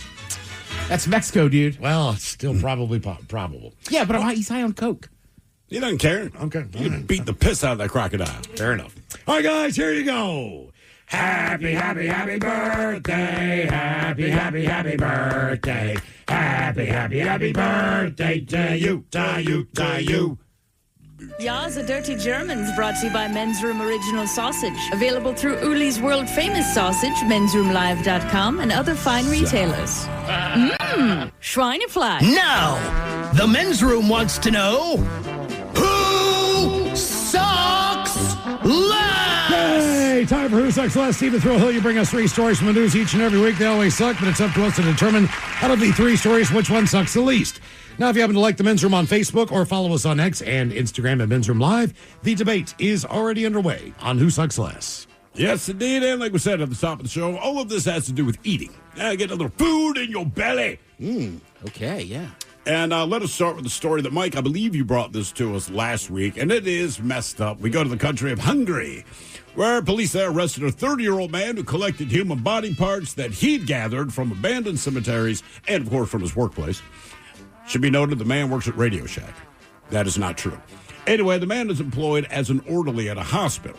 So Hungary's National Bureau of Investigation, they arrested the man in Budapest after receiving information that he'd been storing body parts, not just at home, but at work, which was kind of the tip-off, because coworkers are like, that's weird. Anyway, during a search of the man's apartment, investigators seized skulls, a complete lower leg, and a hand, as well as the reconstruction of a human face prepared from facial skin. Now, other bones were found stored in a suitcase. A heart was in a jar. Police trying to determine whether that was human or animal. Probably human, because that's what this guy's into. And I say that because the man did admit to collecting body parts during questioning. Said he was particularly attracted to human body parts and that he had prepared food from such parts and eaten them. Had he served this food to other people? We do not know. He just copped to the fact that, yes, I have cooked and eaten some humans. Police said the man is passionate about anatomy and pathology and likes to dissect animals. They suspect he obtained the body parts through his work in the hospital and digging up bodies in cemeteries. Anyway, they seized the man's computer, laptops, tablets, mobile phones, SIM cards, and data cards. All the recovered body parts will be examined by forensic experts, blah, blah, blah. Okay. I mean, it's what he's into. Grant the body that's already dead people. He hasn't killed anyone, not a serial killer, but he's eating people. Now we go to Sydney. Eating people. We go to Sydney, Australia, where a customer at a popular Chinese restaurant there, he's been arrested and charged after he hurt his own baby daughter in a bid to get a refund on his meal. Here's the guy's scheme. So he complained to staff that their faulty high chair made his daughter cry before demanding his money back. And the man did leave with his 1-year-old daughter. After staff, they waived the bill, which was the equivalent of about $67. Now, police confirmed that he was taken to a nearby police station and charged with domestic violence. related common assault and dishonestly obtaining financial advantage by deception.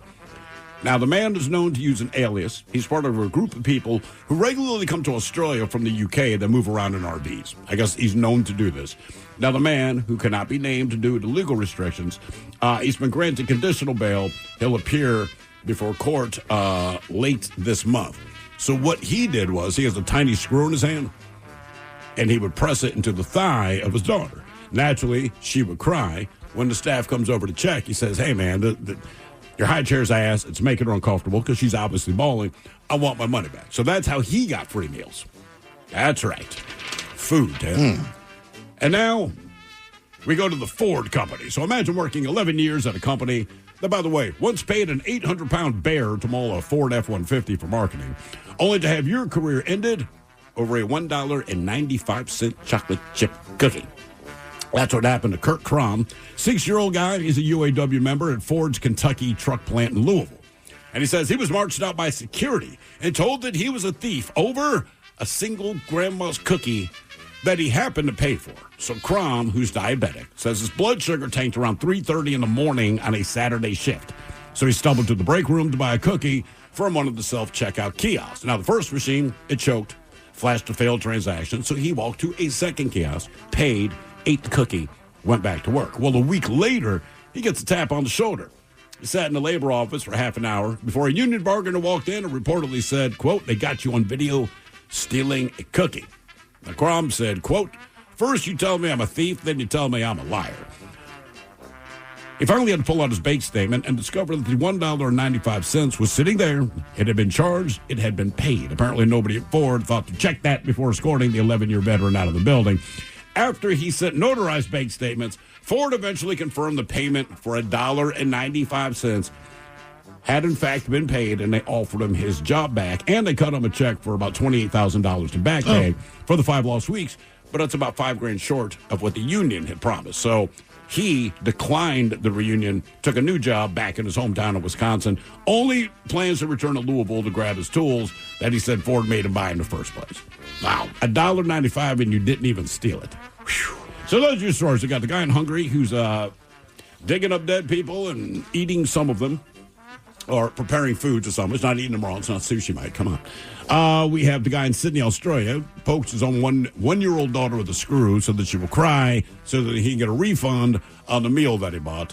And finally, the Ford company, at least in the plant in Kentucky, firing an 11-year veteran who's working by 3:30 in the morning on a Saturday for a $1.95 cookie that he paid for. I would also say, first of all, I will rarely talk ass on unions, but UAW, you got to be better. You should have had that guy's back from the jump. Yeah. That's brutal. But so we're saying Ford here, not the guy. Ford, yeah. The guy didn't steal anything. Right. So, I'm going to say the guy in Hungary. It's weird, but he didn't kill anybody. He didn't hurt anybody. The guy hurting his own kid for free food. That's bad. That's probably he's going to continue to be that kid's dad is the problem. That's the thing, right? They can arrest him, charge him, but still dad. Yeah, and you're not taking the kid away. Yeah, so I'll take the guy in Hungary, but... It's weird, Ted. I agree. Typically, if you say someone's eating people, I don't say, man, they're the best of the three. But in this case, just based on the fact, it's people are deceived. It's not cool, but you're not hurting and or killing anyone. Just based on where I know this plant to be in Kentucky, I'm going to say that sucks the least, simply because the guy finally got to leave Kentucky after 11 years and go to Wisconsin, because if you know where that is, it's in the middle of nowhere of Kentucky, and it sucks. Debate continues on Who Sucks Less. If you like the Men's Room on Facebook or follow us on X and Instagram at Men's Room Live. All right, coming up at 5:08, we'll drink and toast with the shot of the day. You are listening to the Men's Room. 99.9 KISW. The Men's Room returns with Miles and Thrill. All right, so coming up here at 5:08, we'll drink and toast with the shot of the day. And we do have your headlines on the way at 5:50. But first, quick check in with Mike Hawk and some of the stories and headlines he is not working on. Well, thank you, Miles. There's an online platform in China that allows people to rent other people's pets by the hour. I saw that, man. All right. Some people have a problem with that. And I can understand the problem with that. But here's the thing. If you have a problem with it, don't do it on one side or the other. But, I get it. Ted, we used to always say to you want to pick up chicks, have a dog, go to the dog park, right? Yeah, for sure. But you don't have a dog, and we understand you don't want to take on the responsibility just to get laid, but you can just get laid by having a dog at the dog. I know that sounds petty. I used to dog set. Petty, I get it. But I would dog sit my friend's little Frenchie. And how well did that work for you? It was great. Right. Every girl that would never talk to you, suddenly they'll talk to you. Except when her dog bit another dog. Okay, Was in your care? Yes, I didn't know. The dog is so good with humans. She just sucks. I didn't realize how bad she was with other dogs. So a very attractive woman is like, your dog friendly? I was like, yeah. Oh. And then it tried to bite her dog. I was like, I'm just watching it. Real quick. Maybe that was a bad idea. Yeah. I'm just watching. It's not mine. Just needed like a hint more honesty there. Like, honestly, I'm watching this dog. He's probably friendly. He loves people. She loves me. People. I buckled under the pressure. I was just like, yeah, of course she is. I would too. Yeah. Didn't do that thing where you're sitting there holding her. Like, come on, you okay? You okay? But when I say rent people's pets, we're talking dogs. No one's going to rent your cat. I would. You're going to take someone else's cat into your home? Yes. Bro. That would end poorly. Yes, I would get a hairless cat for an hour or two to see if I like the damn thing. Hang out with me. See if you're good with a little naked animal rolling around. Why not? The problem with cats, if you feed it, I feel like it would go back to your home. Yeah. Like my neighbors, they got a newer cat, right? Yeah. He doesn't just sit outside my door. He presses his nose against my screen and meows at me. But like, I'm not letting you in. Mm-hmm. Then if I feed him, he would just become my cat. That's basically how that works. So did Egypt advance in the World Cup? Who do they play? Iran? Yeah. Well, I'm saying it. I'll go to the viewing party. Yeah. I'll bring the Sphinx. Oh, God. I see. Okay. I show up. Oh, God. That's not a bad. If you're going to rent a cat, that's the time. I'm rooting for Egypt. Can't you see? Yeah, they play Australia. Here we See? go. I'll go over to the Kiwi place. I'll rent a kangaroo. I was going to be an emu, but whatever. Jeez, I'm whiz. There's been a growing number of patients that are suffering from a mystery explosive diarrhea parasite. There's been over 140 cases across 20 states. Has one been Washington? No, but I thought the same thing, dude. My buddy's wife is down with it right now. Oh, sorry. Damn, man. What do you mean? She has explosive diarrhea right now. What's her name? Yeah. Great. Where's she live? Well, there's a case in... Is that Cheryl? You're talking about Cheryl. Well, there's a restaurant. It is Cheryl. This is a restaurant that got like a bunch of people sick over in the International District. Yeah. So I don't know if they shut them down or whatever the deal was. Man. But they were giving people the green apple splatters. I was suffering through something a couple weeks back that was tearing me up, dude. It was. I looked at all the symptoms like bad cramping, bad diarrhea. Sure. Like nausea. I was like, oh, crap. I might have had some sort of weird parasite thing. Well, they're never going to tell you now. No. But the diarrhea symptoms roughly that anyway? Yeah. It could just be diarrhea, but it cramps, it hurts, it sucks. It wasn't moving, though. It was just sitting there. It's like I had a ball of gas in my gut that wasn't moving. I got you. It was terrible. The military ran out of flu shots. Yep. I'm the opposite. Like, if I had it on a Saturday morning, I wouldn't know the difference. That's what I mean. Most Friday nights, I'm eating wings and drinking a beer. I mean, for me, if it happens to me, I always just blame myself. Correct. Yeah. Even if they said, you have a parasite, I'd be like, get out of here. Probably. I thought it was me. Last year, the U.S. murder rate reached its lowest point since 1960, and reports are coming in that we're on track to be even lower this year. Yep. Wow. Yeah. We're doing. Hey, way to not murder people, America. Well done. Running out of people to kill. You should tell the news networks that. Yeah, no kidding. Well, no, time I that turn it messes on. with their mojo. I know. Murder everywhere. We're here to scare you, not tell you the truth. Put your thinking caps on. Jen's time for the Merriam-Webster word of the day. Steve, you currently have a 5-win record going into the day. I think he's cheating. And I think he's looking it up. I give you guys a 20% chance of success on this one. This one might be the one that beats him. But it's a noun beginning with the letter N. N or M? N. Noun, huh? A noun beginning with the letter N.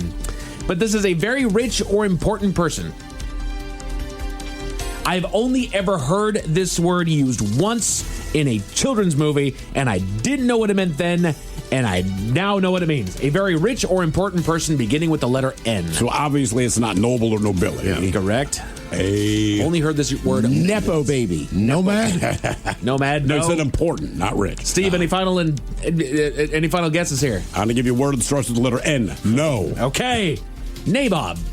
I've never heard that word. What is nabob? Nabob? It was literally used. The movie was Aladdin. The Friend Like Me song that Robin Williams did. Yeah. He used it as like at the very end of it. He called him a nabob or of some kind. It was like, am I hearing that wrong? It doesn't make sense. I don't know what that means. But then all of a sudden this comes up. It's like very rich or important person. He was turning him into a prince at that point. A nabob. A nabob. Okay. So I got to reset right. that. It is now open as far as how this goes. Here we go. A new study found that exercise may keep muscles fighting cancer. I would just assume, cancer's cancer, but I would just assume exercise helps your muscles fight anything. Right. Keep your body healthy. and it will do its best to Why take care do of you. they keep telling us the benefits of exercise? Because You we're should not just say, doing look, it. If you exercise, good things happen. We can go through the whole laundry list of what those positive things are if you need to, or just do it. It's like drinking water. You don't have to tell me what it does. I just know it's important, so I do that. The problem is that we're not. We're still not. I still don't. You know? I'm just saying, but I recognize that it's a positive thing to do. And we have such a strong focus on weight in this country. It's like, I get it. You want the number on the scale to go down because that makes you feel good, and that's what we really, really focus on.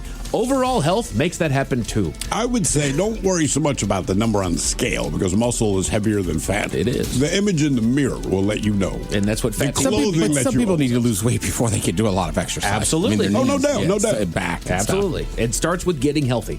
That's Get it. yourself healthy. Apparently, giraffes are smarter with numbers than anyone expected. That's how that giraffe in Texas stayed. Yeah, So. well, I could hide for a week. No kidding. And she was fat and happy. She did a great that's job right. out there. What was her name? I forget. Lucille or something like that. Something dumb. I don't know, man. She did good, though. A new study found that fast replies boost your likelihood of being hired. Fast replies boost your likelihood of being Well, if hired. it's a job interview, yes. Right. I want somebody who's there, that'll communicate, and will get back in a timely manner. Shocking. Yeah. What a revelation. I'm glad they do these studies. Ted, I'm asking you for a reason. What's the day, buddy? All right. You're going to love this day. We're going to go down to Marco Polo. National Chicken Wing Day. International Chicken Wing Day. Let's go. The Men's Room Top 10. The Men's Room Top 10. So I took to wingaddicts.com. All right. And we have the 10 most popular chicken wing flavors in the United States. What would you guys say? You know I'm going to ask it. What is your most favorite, your top chicken wing flavor? Well, I think it's like pizza. Like, I like pepperoni, any kind of meat. Of course. But if you're really going to just test the pizza, it's a cheese pizza. Okay. So with me, it's traditional buffalo. Traditional buffalo Medium, wings. not hot. But what's your favorite? I still like that traditional flavor, but I like 10 other different flavors as well. Teriyaki, technically. Teriyaki. But that's not okay. going to show up in the top 10. Okay. Ted? Easy. Lemon pepper. Lemon pepper. I like it. Steve? Traditionals, man, buffalo. Just the buffalo sauce. All right. So according to wingaddicts.com. We really live life. I mean, look, I like With them all, traditional but and buffalo is my favorite. I would think traditional and lemon pepper are going to be the top I don't two. get buffalo anything else. Just wings. Like, I don't do buffalo bites or cauliflower or. I will to do me, those. Those are pretty good. Yeah, it's only reserved for wings. Now they have like buffalo chicken sandwiches. I'll do that because the sauce is the thing. Right. Right. It's Sometimes not- I get rotisserie chicken and just dip the chicken in buffalo sauce. Man, I tried that. I don't like it that much. All right. I don't know why. So they kind of take the I'm cop not out. saying you're stupid. Damn. Wingaddicts.com takes a bit of a cop out at number 10. They say there really isn't a clear-cut number 10 for this list. Says, I like the sound of America's top 10 more than America's top 9, but at number 10, we do have a logjam, since they have the Southern Fried Chicken-style wings, which are breaded kind of like KFC. Sure. Which are far more popular down south, and a variation is served across the country in Chinese restaurants. Add to this spot wings featuring hot honey, sriracha, or chipotle spices. Does that count like Korean fried chicken too? Probably, I would think. Probably does. I do like KFC. Yes, sir. I do too, man, but like once a year. No, Korean fried chicken. Oh, I thought you meant Kentucky. My bad. There is a difference to it, though. Sure. There is. Because they use It's cornstarch. cornstarch. So it's crispier, and then that sauce they use. I don't know the name of it, but it's pretty good. Okay, I dig it. Go to Burnett's and Renton if you really want to try them. All right. Best Ted- place in the area. Ted, you come in at number 9 with the lemon pepper. Damn. See, I thought that'd be higher than that. So did I. One of the top sellers at Wingstop, which incidentally is the top-selling wing joint in the country, so it should come as no surprise. While vastly more popular in the southern states, it has its place in all 50. It says you normally see it as a dry rub, but we've encountered amazing wet lemon pepper wings and love it with a lemon wedge garnish to squeeze on. For a chain, they do great. Wingstop is amazing. And the wet lemon pepper, there's one bar I go to that has wet ones. I like them. And I'm with you. Lemon pepper is probably my go-to. Miles, I don't know that you want to go traditional buffalo to try them out. Lemon pepper to me, like that flavor carries anything else. So if you screw up a lemon pepper, you have bad My wings. favorite is when you go someplace and you can get 12 or 8 and you can do half and half. Yes. So you can try a couple different styles. Yeah, absolutely. Anybody had mango habanero? I have. At number 8, it hits the scale. Probably made popular by Buffalo Wild Wings. You can find a gajillion recipes for mango habanero sauce. It's popular for that sweet, hot fruit, tangy, and on the level of heat always varies based on the restaurant. Says, I love it when it's surprisingly tingly on the lips. Eventually, I'd love to see an option like we see with Buffalo Wild Wings. It says, my favorite's a bottle with Sweet Baby Ray's. So, mango habanero. It just gets too spicy for me. Absolutely. And habanero, while the flavor is kind of there, it's not enough flavor for me to get it because of the spice level. I don't think it balances out. I would agree with you on that one, Ted. I don't know. The mango does help kind of ease it a little bit, but it's still, habanero is a crazy hot pepper for me. You think so? Yeah. Habanero is probably my ceiling as far as something I can just sit down and eat. Gotcha. And not go crazy, but anything hotter than that, I'm out. Let's go a little Caribbean for number 7. Jerk wings. Yeah. The unmistakable jerk flavor of the islands can be sweet, spicy, or a delightful combination of both. Originating in Jamaica and the surrounding Caribbean islands, jerk is used there mostly as a cooking style. Wing joints in the U.S. might make their own jerk sauces in-house, but most use an existing jerk, dry rub, or bottled sauce. What about the sauce makes it jerk? Jerk? Whatever the seasoning is. Allspice is the primary thing, whether it's wet or dry. Gotcha. So you can have dry or wet on those, kind of like lemon pepper. Okay. So it depends. You can buy, it kind of looks like soy sauce, but it's just jerk flavored. Yeah. Gotcha. Okay, I dig it. Number 6, when the French Catholics migrated south to Louisiana after an American Revolution, they brought with them Cajun style. There you go. Cajun. Again, I'm just thinking about Wingstop, but like if I don't get lemon pepper, I get their Cajun. Cajun's pretty good. And generally, it's a dry rub too. Yeah. I haven't had Cajun wings, but Cajun anything generally is good. And that's another one of those where the heat is just enough, but that flavor is top notch, man. Says you'll primarily see Cajun wings prepared with a dry rub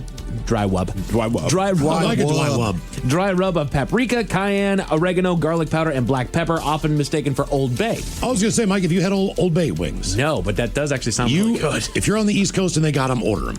Okay. I made some this weekend. Yeah. And I just kind of messed with it, but I just put a little hot sauce in a bowl, put the wings in there, dumped a bunch of Old Bay, and kind of flipped them around. Let's go. Do you have the Old Bay hot sauce? I do. I used it on cottage cheese last night. I used some of mine on that way. Pulled pork over the weekend. Yeah. God damn, it's good. I need to order more. I ran out of mine. Yeah. I will say, credit to Mike and his wife. They showed up at my house for a 10 a.m. Seahawks game, and they were like, what is this hot sauce? I was like, Old Bay. Yeah. Number 5, sweet chili wings. Yeah. All right. I enjoy those. They say it because very, very few restaurants make their own in-house sweet chili sauce. It's like ketchup. Why make it why make it yourself? To be clear, occasionally do find a serious chef who makes it from scratch, but 99% of the time is coming out of a bottle. Sweet chili sauce is just great top to bottom, and putting them on wings would be tremendous. Haven't had them, but I won't turn them away. Miles, you actually come in at number 4, America's good old teriyaki flavor. Really? Says you mostly see it served as in its traditional form, thickened for wings. The salty and sweet Japanese flavor is a combination of soy sauce, mirin, and sugar. Some wing menus have hotter versions, and many use it in super creative flavor combinations using names like buffet-yaki, jerky-yaki, and wasabi-yaki. Buffet-yaki. It's just like, they're like jerk wings. They're just, if a place has them, I'm surprised, and I order it. Because you don't see those flavors all the time. I'm with you. I don't order them a ton, but every time I do, I'm like, these are really good. Fantastic, man. I should do this more. And then you don't. And then you don't. We all do that. It's just teriyaki chicken on the wing. That's pretty much it. Delicious. Number 3, it never got mentioned, but it also comes right next to my lemon pepper wings. If I do it half and half, it is lemon pepper and garlic parm. Oh, yeah. The third most enjoyed wings in the country. The simple combination of garlic, butter, and Parmesan cheese is the nation's strong number 3 wing choice. Also seems like everyone does those with their own recipe. They're always different. Yeah. But they're always good. I have a take on that one. Okay. Garlic parm I only like on like a nugget or a boneless wing, whatever you want to call it. Gotcha. For some reason, But not on bone. I don't know. It seems odd to me when it's on a bone. Okay. Okay. Well, I'll just have them all myself. I'm not saying you're a freak. Number 2, they go with the barbecue wing. They're okay. Yeah, that's my least favorite. Like the cooking style or like Sauce. barbecue sauce? Barbecue sauce on a wing. But there's nothing wrong with it. It's like I feel getting like a plain it's a cop cheeseburger. out. I feel like someone like made wings and said, F. Yeah. Dude, what do we have? We got barbecue sauce, and that was it. So, like, they're not bad, but I never order them. But I like all the other barbecue chicken. I like every other piece of chicken with barbecue sauce except the wing. Like, we used to go to a place in Towson, Maryland, and the guy made a mistake and made barbecue wings and then added, like, the hot sauce or whatever we wanted. And they were really good. Remember? It was Buffalo Old Bay. Right, right. Yeah, it was Buffalo and Old Bay. You can do the same thing with barbecue sauce. I've done it. I said, hey, go to a bar and be like, can you just mix a little bit of your buffalo sauce with the barbecue? And that's a good flavor. Okay. Okay, well, like sweet and hot kind of. Yeah. All right. I dig it. And then the world's number one wing flavor, buffalo. Yeah, it's buffalo sauce. Yeah. You also can't go wrong with salt and pepper. Salt and pepper wings are pretty good. Yeah. Not for 10. I'm not eating them. Classic buffalo to me is very good. I just think some places, their classic buffalo just is scorching hot. Yeah, you make it to needs to be happy. It needs to be mild or medium. Yeah, it's It not really does. supposed to burn your face off. It's Right. just supposed to taste good. Correct. A trading guard game tournament in Oregon had to be suspended for a week, and the reason why is just as bad as you think. I know the reason. Tell you all about it at 5:50. Thank you, sir. Headlines are coming up at 5:50. In the meantime, have we made it to drinking time? Somebody out there deserves to be recognized. And the men's room knows just who it is. So to you, we say, bottoms up, sailor. You're the toast of our shot of the day. Drink time it is, and as usual, we head to the drink desk and Steve at Thrill Hill to find out who we're toasting. Yes, indeed. And today we toast Kmart Online. In other news, Kmart has an online retail presence, and it offers everything from appliances to electronics to clothing to toys. And it's one of those toys that caught our attention today, namely the $6 standing Tyrannosaurus Rex foil balloon. Well, the mother purchased one of these T-Rex balloons for her kid, and that's when she noticed something, as she says, unexpected about the item's design. See, the valve that you blow into to inflate it is strategically located between the dinosaur's legs. And the mom posted a picture online, and yeah, it looks exactly like a straight-up T-Rex penis. Now, one person commented, and I happen to agree, quote, they knew what they were doing when they designed this, because there's no way you didn't. But it's awesome. It's just a little toy. It's like T-Rex from Toy Story. And he's got his head up in the air. But the valve is directly, but you couldn't blow through the tail. You got to buy a helium tank at that point. Well, it still looks weird. Yeah, I'm just saying. I'm not. But then it looks like a catheter. I'm not blowing it up my mouth. But the thing is, in the picture, it's got its head back like I. Yeah, those arms. Just like, oh my God, man. So, yeah, if you get the chance, you can't reach with those arms. If you go to Kmart Online, click on toys, look for the inflatable T-Rex balloon, you will understand. In the meantime, let's drink. So we pour this booze and we drink this booze because we think it's yummy. Yummy! So over the tongue and down the throat to party in our tummies. Down the hola bichola. All right, just going to get tested on the line for Profile This, 206-803-ROCK. Profile This is next. The men's room presents Profile This. And Steve Thrill Hill, could you please tell everyone how Profile This is played? Oh, sure can, Miles. It's a simple game where we share with you a real-life news story. Something that happened right here on planet Earth. Earth. And as you listen to the story, based on the stereotypes you believe to be true of people and the decisions that people make, we'll ask you what it is you think makes the story a story. All right, our caller Chris has dropped off the line. Come on, Chris. I know, Chris sucks. Gentlemen, the three of you will be competing against one another, and today you have your choice of one of three categories. So today we offer you Bite Me. In other words, what did someone find in their food? Interior decorating, where you guess the foreign object that ended up on the inside of someone. And finally today, Seriously, where you guess the petty conflict that led to violence. Based on the question, let's go interior decorating.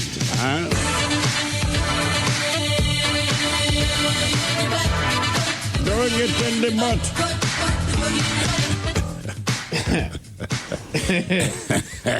How are we going to Florida? I'm going to do Limp Bizkit now. I did the door for the cookie. Come on, the cookie. So you can take that cookie. All right, so we go to Florida. Doggone it. Well, Palm Beach Road has my favorite night of karaoke. I think you know this one. Come on. A Palm Bay woman was arrested over the weekend after she was caught with something hidden in her vagina. This is at a traffic stop. Now, the woman identified as, oddly enough, 30-year-old Reagan Cox. She'd been pulled over and arrested on a charge of resisting without violence. This was Saturday morning. But when she was being processed at the jail, the scanner caught, quote, an abnormality in her jail purse. Now, corrections deputies, they moved Cox to a change room where she was observed trying to cover her butt with her hand. But after moving her hand, something dropped to the floor. So once the object dropped to the floor, Cox uttered that she didn't know anything about it. Someone must have put it in there during an intimate encounter. Well, in spite of that compelling argument, Cox now faces an additional charge of introducing contraband into a detention facility. The question is, what did she have stashed in her hoo-ha that someone must have put there? Was it a gun? Was it fentanyl? Was it cocaine or was it cash? So gun, fentanyl, cocaine, or cash, what did she have in the hoo-ha? I don't know how I got Ted, there. should I just put you down for gun? Yes. Okay. You know where I'm going. I know that. Little 22 or 9 mil. I'm going to go, Mike, I'm Shotgun. going to go cocaine. That's where I was thinking, so I'll take you on. I'll go fentanyl. Fentanyl. What's the point of drugs if you don't have a weapon, boys? What did she have stashed in her purse there? Was it a gun, fentanyl, cocaine, or cash? We'll find out next. That was a tease. You are listening to The Men's Room. The debauchery rolls on. You're listening to The Men's Room with Miles and Thrill. 99.9 KISW. Categories: interior decorating. On profile this, we had a Florida woman who was arrested, and she had something hidden there in her skin whistle, but it fell out as she was being booked. Question is, was it a gun, fentanyl, cocaine, or cash? And that is a great question that I posed to you, gentlemen. We'll start with Mike. You went with fentanyl. Yeah, I'm afraid. Come on. Skin whistle? Yeah, not fentanyl. Damn it, man.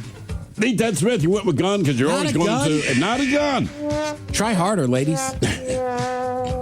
Miles, you went with cocaine. I did. All right. That is correct. Yeah. Didn't even know it was there. How about You didn't that? know, huh? Didn't even know. It's falling from It the just sky. fell out. She's like, oh, man. It was somebody else's hiding place. How about Because when that? I have sex, men hide their drugs in me. Paris Hilton's.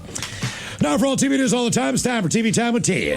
And now, because your pathetic life is confined to countless hours in front of a talking box, the Men's Room presents TV Time with Ted. All right. Did anybody in here besides me watch Yellowstone? No. No. What about Landman? No, it's Billy Bob Thornton. Yeah. What about Lamb Man? Lamb Man, I would watch, but no. Man. Lamb Man. The mint jelly. All right. Well, both those shows were created by Tyler Sheraton. He also wrote The Madison. So basically, I was watching an interview with him, right? Right. So first, he was an actor, and he was on Sons of Anarchy. Right. And then after like the second season, he was saying, he's like, well, I'm not coming back because you guys pay me like scale. Sure. He's like, I'm looking at the other actors, like the star, they're making this much money. He's like, I'm in the show a lot. And he said he starts looking around and seeing the people making the real money were like writing the shows or whatever. So that's how he starts writing shows. Now, listen, I like Yellowstone. I like Landman. I know people have made it kind of political. It doesn't have to be. It doesn't have to be. That's what people do.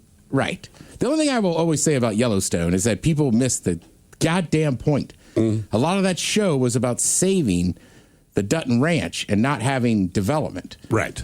And then all these people saw the show, and now they all moved to Billings. And it's like... the people that actually live there are like, guys, Just want to get away from it. Right, like that was great. That was kind of the show. There's a very good Instagram account. Hipsters of Billings. Hipsters. Look, I'm not a cowboy. I have a cowboy hat, but I don't fake being a cowboy. We know, right? And if you do it terribly. Yeah, Yeah, I'm a cowboy. Well, when I was in Portland, I was wearing my poncho shirt and my cowboy hat, and this woman was talking to me. She's like, "You must have been to the country show." And I was like, "What's that, ma'am?" And she goes, and she's like all dressed up in cowgirl gear. She's like, "Aren't you here for the concert?" And I literally turned to her and went, "I'm just cosplaying a cowboy." Oh.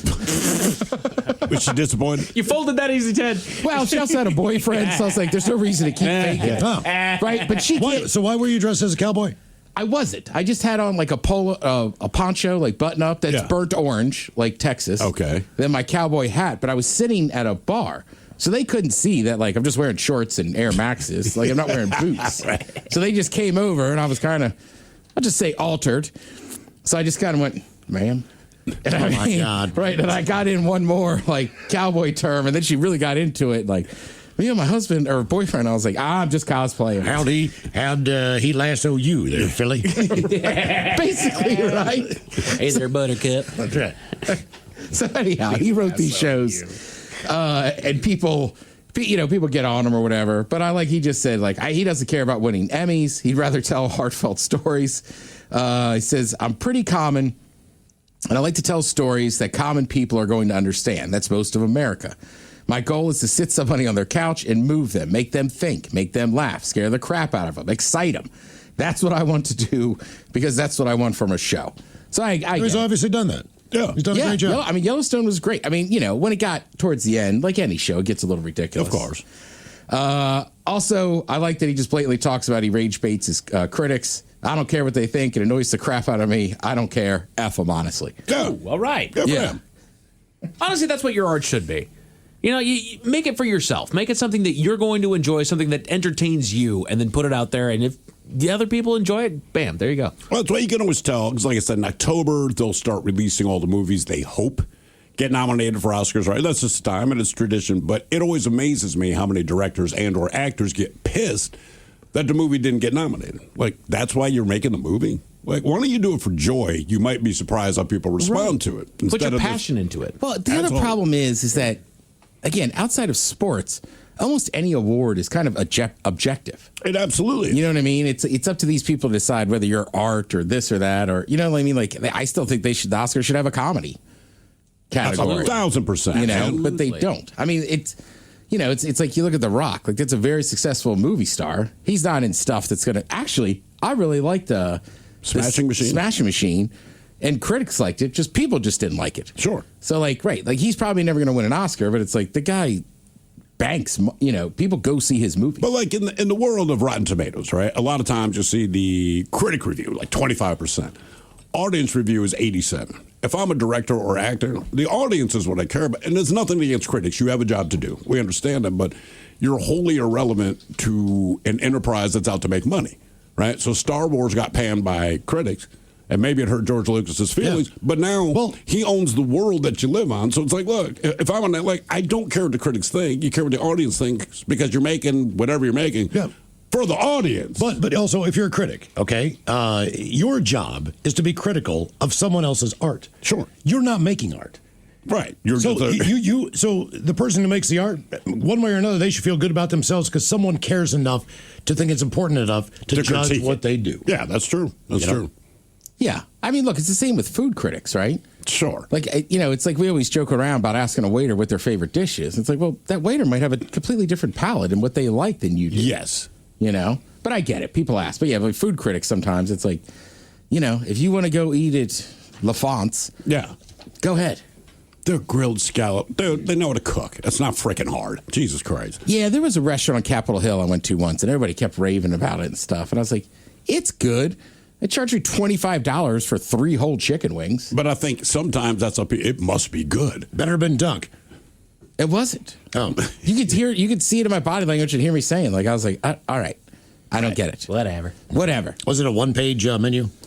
It was. Yeah, of course. That's what you know. The only good thing is the guy that makes the burgers, my brother's friend, my friend too, James, he was with us. Okay. Played credit card roulette, and he got it. Oh, nice. Thrill, Miles? What? You got World Cup fever yet? It's starting to go up. My temperature has gone up. I will say that. You can't walk into a bar in my neighborhood without it being on. And if you ask for the Mariners, people get pissed off. No, I've been watching it, man. I've been enjoying it. It's been great. You should have been telling me about it, Ted. I know. Yeah, I don't know. Maybe when it got to knockout round or something, but like I've absolutely been watching. The heat gets turned up a little bit. The heat definitely does. Well, the games aren't nearly is going to be as friendly with the other fan groups too because you are in the knockout stage now. So it's it's do or die. I thought the Mexico match last night was fairly boring. Mexico scored early and then just kind of sat back and said, you know what, we're just going to hang out. Yeah, Ecuador honestly they brought nothing to the credit to the Mexicans. Mexico looked good last night. They just overmatched Ecuador. That's what I saw. And I showed up. Well, Ecuador just could not pass. And Mexico, I feel like, and within 10 minutes, Mexico said they can't, or they're lazy with passing. That's the way to put it. It's not a lack of accuracy, it's a lack of urgency. Mexico cut off like every freaking pass they had, and that's when I started saying, this game's going to go out of hand when you can't just pass the ball. And these are routine passes. And Estadio Azteca in Mexico City is one of the most just daunting places to go and play. I think Ecuador would agree with that. Right. As Americans, we know that because we got to play them in Gold Cup and all these, World Cup qualifying. But for the Mexicans to be playing there in that stadium, which has some of the most famous, that's where the hand of God happened. Just unbelievable stuff. Hot off the presses, too. Sunday, you have the English going down to Mexico City to play the Mexicans. That's going to be insane. That's going to be insane. I rarely say this, but Viva la Mexico. Might get me a michelada. What food are you making this time? Well, I think you should go Mexican. You making enchiladas? I'm doing, mushy peas and fish and chips. Mushy peas and guac? Maybe a little michelada and some fish and chips? Little Ortega You have sauce? to guess which one's the guac and which one's the mushy peas because they look very similar. But that'll be a wild match. So basically, the study here took into accountability about beer prices, water prices, hotel rooms, blah blah blah, and mosquito risk, and they ranked the top World Cup stadiums. Ooh, all right. Out of 12, bottom of the list, you have SoFi Stadium in Inglewood. See, it looks beautiful on television. Right. I think that, and we got hurt because of just prices. Yeah, I mean that's the beginning and end of it. I will say, shout out to the Scottish. Everybody was impressed when they were like doing their marches through Boston and everything. Those bastards marched through Inglewood. Oh, really? Yeah. That's because they just don't know. No. If someone had told them, right, that have been like, hey, maybe we go. But I don't think they would have cared. Know, yeah, probably. There's a lot of part of Scotland that are not. Yeah. Yeah. They're very proud, very brave people. Yeah. Scotland's That's brave, what I was going to man. say. Like, I think that's an agreement where everybody's like, what are they doing in the neighborhood? Then went, what are the F they want? yeah. You know what I mean? That's one of those, like, those are two kind of tough fan bases. Oh, yeah. Inglewood in general. Bring it. Next on there, you have NRG Stadium in Houston. Is that just the heat? It could. Well, it's indoor. Okay. I mean, I saw the national title game there. It's a beautiful stadium. Sure. Well, I'm also going to assume it's very spread out. So everything in Houston's spread out. So it's just probably not walkable, Oh, convenient. God, no. I can't tell you how long it took us to get from downtown Houston out to that stadium. God, and there wasn't even that much traffic because we went early. Everything's very spread out there. Yeah, and there was almost a tornado. I mean, it was rough. Look out. MetLife Stadium in New Jersey. Now, unfortunately, the World Cup final is there. Everybody almost agrees, American-wise, like that's the worst stadium. It's the worst stadium, but far, it's the biggest market. I know, but it's so far away, and then you add on top of it, it just has no personality. No. You know, like Lumen Field has personality. You know what I mean? Like the overhangs and stuff. It was designed for soccer and football. Like everybody like just goes, this is just a big... It's Jersey. It's just Jersey. And it looks it's a perfect definition of Jersey. It is. It's where Seattle won their first Super Bowl, so it's good enough for me. Yeah, that's a good point. The Link in Philly comes in at 8. Then you have AT&T Stadium in Arlington. Yeah. Number 6 on the list, this is the ranking of the World Cup stadiums. Hard Rock Stadium in Miami. Yeah. Hell yeah, because you're in Miami. Miami knows how to do it right. They do. Look, I was just down there for that F1 race in May. Miami is fun. They make everything a party. But I kind of agree with the Scots. Like, outside of sporting events, like, Miami's just not my town. Okay. Now, when you were in Miami having a good time, were you mostly in South Beach? We were in Brickell. I don't know where that is. Brickell's kind of like the second, like, if South Beach is like the main hotspot, yeah, Brickell's like the second big one. Okay. I mean, so that you're makes kind of sense. in a little bit, but like, for instance, like Salt Bay has a restaurant there. I got you. But it's like we always say, people, what they picture Miami, that is South Beach. Miami is Detroit with palm trees. Yeah. I will say the race was awesome, and it's by the stadium, and they do a good job because you can walk through the paddock. But the coolest thing was McLaren did like a free event down on the waterfront in Miami Gardens. That was so cool. All right, then you have Levi Stadium in Santa Clara. I can't believe it's that high. Home of the Super Bowl champs, Seattle Seahawks. I'm surprised they let them play down there, man. You know, the electric current out there is going to disrupt the players. Yeah. Then Lumen Field in Seattle. We come in 4th. I thought we'd be number 1. But we're ahead of San Francisco, so I'm happy. We always are, Mike. Ayo.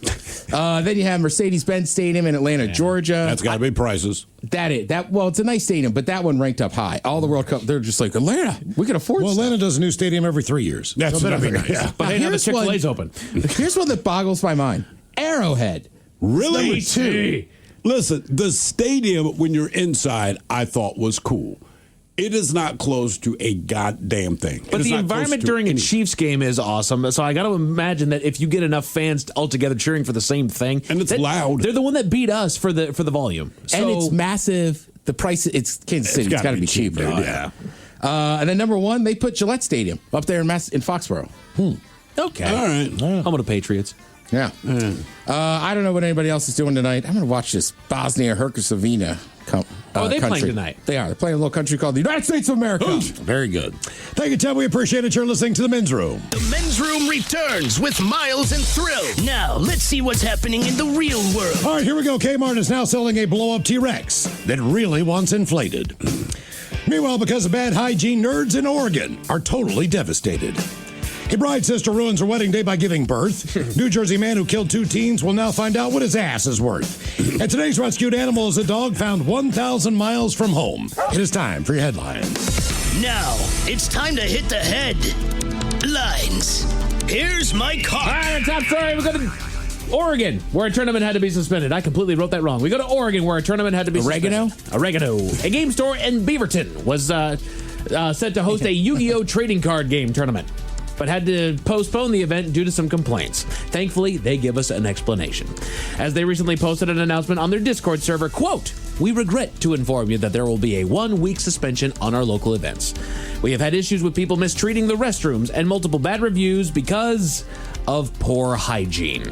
Is anyone shocked by that? No. As a reminder, I we love encourage playing this game. Did you read the rest of that? Where like Pokemon and Magic the Gathering, those tournaments already have those rules and stipulations in place for the exact same thing. Yes, Konami, the company that owns the card game, as well as the other ones that Miles mentioned, issued their guidelines last year that addresses the subject of hygiene, stating that anyone neglecting to wash or put on clean clothes contributes to an unpleasant atmosphere at the event, stating that those found to be negatively impacting the tournament due to their lack of self-care will be asked to correct the issue for the tournament to continue. My guess is they smell like when you don't take your laundry out of the washing machine and you leave it in for like days. But I would say also armpits. Yeah.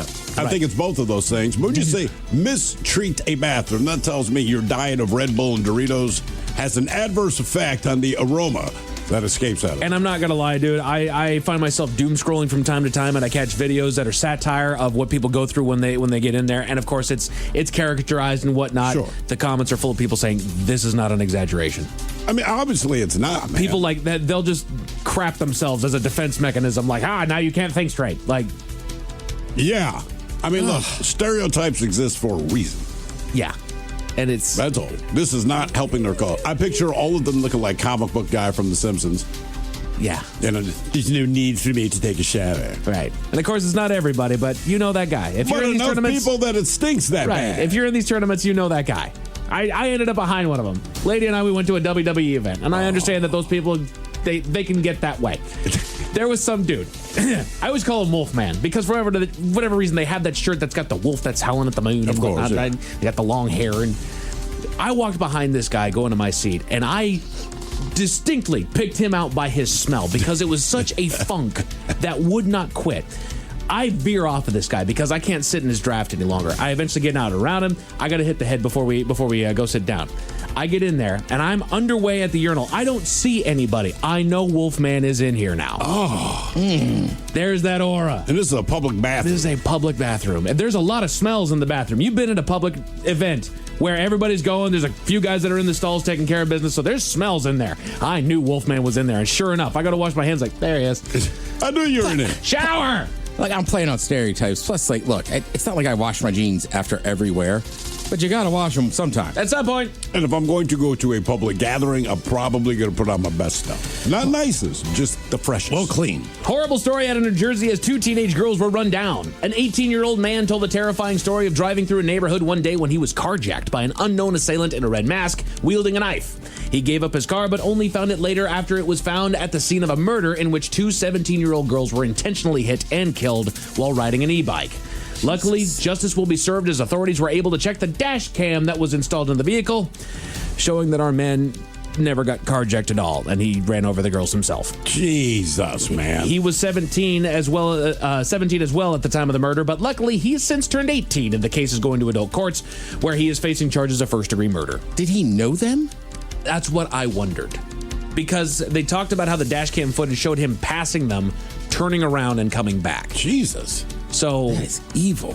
I'm wondering if he knew them, if there was some sort of run-in. He looks like somebody that might have a bad encounter with somebody. I'm still trying to think what event has happened between me and someone else. And there's people I do not like that I would turn my car around to run them down on. I think it was he liked her or one of the 2 girls. That's one of those deals. Yeah, God, That's young love gone wrong. That's sure what it felt like to me. There's no evidence in the story to suggest that other than what you just can see from people and what you can kind of glean by stereotyping the looks of these folks. But I'm with Miles. That's kind of where I got. Also, that guy's family's all law enforcement, so he thought he could get away with it. Yes. But he didn't think about a dash cam. No.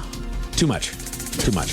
Sibling rivalry never ends, and that's put on full display in a story out of North Carolina. A woman got a call from her sister informing her that she was engaged and planning a wedding, wanting her to be the matron of honor, which the woman accepted. Fast forward a short bit, the woman then learns that she and her husband are pregnant with their second child, but the problem came to the due date, which was within a couple days of her sister's wedding. They put it out in the universe that all would go well and that she would be able to enjoy both days separately. And she did, as the wedding day came and still no baby.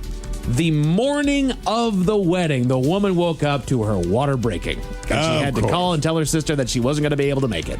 Luckily, the bride was understanding about the situation. I would hope so. And gave no grief. Got a reward of her own as the baby was named after the bride, who shares an anniversary with the birthday. Yeah, my wife gave birth on the day, for our oldest, the day of her brother's wedding. Again, to be fair, she told me that would happen when we were conceiving the child. I believe I was mid-thrust. And I'm not making this up. She's like, she's just doing math. If I get pregnant, she can be born on November 13th. That's my brother's wedding date. And at the time, I'm like, babe, shut up. This is ridiculous. Why is that on your brain? You're right. Turns out the kid was born, which made it weird because her mom kept calling me at the hospital from the wedding, not the reception. Oh, God. And I'm like, pay attention to your son. When we have news to share, we will tell you.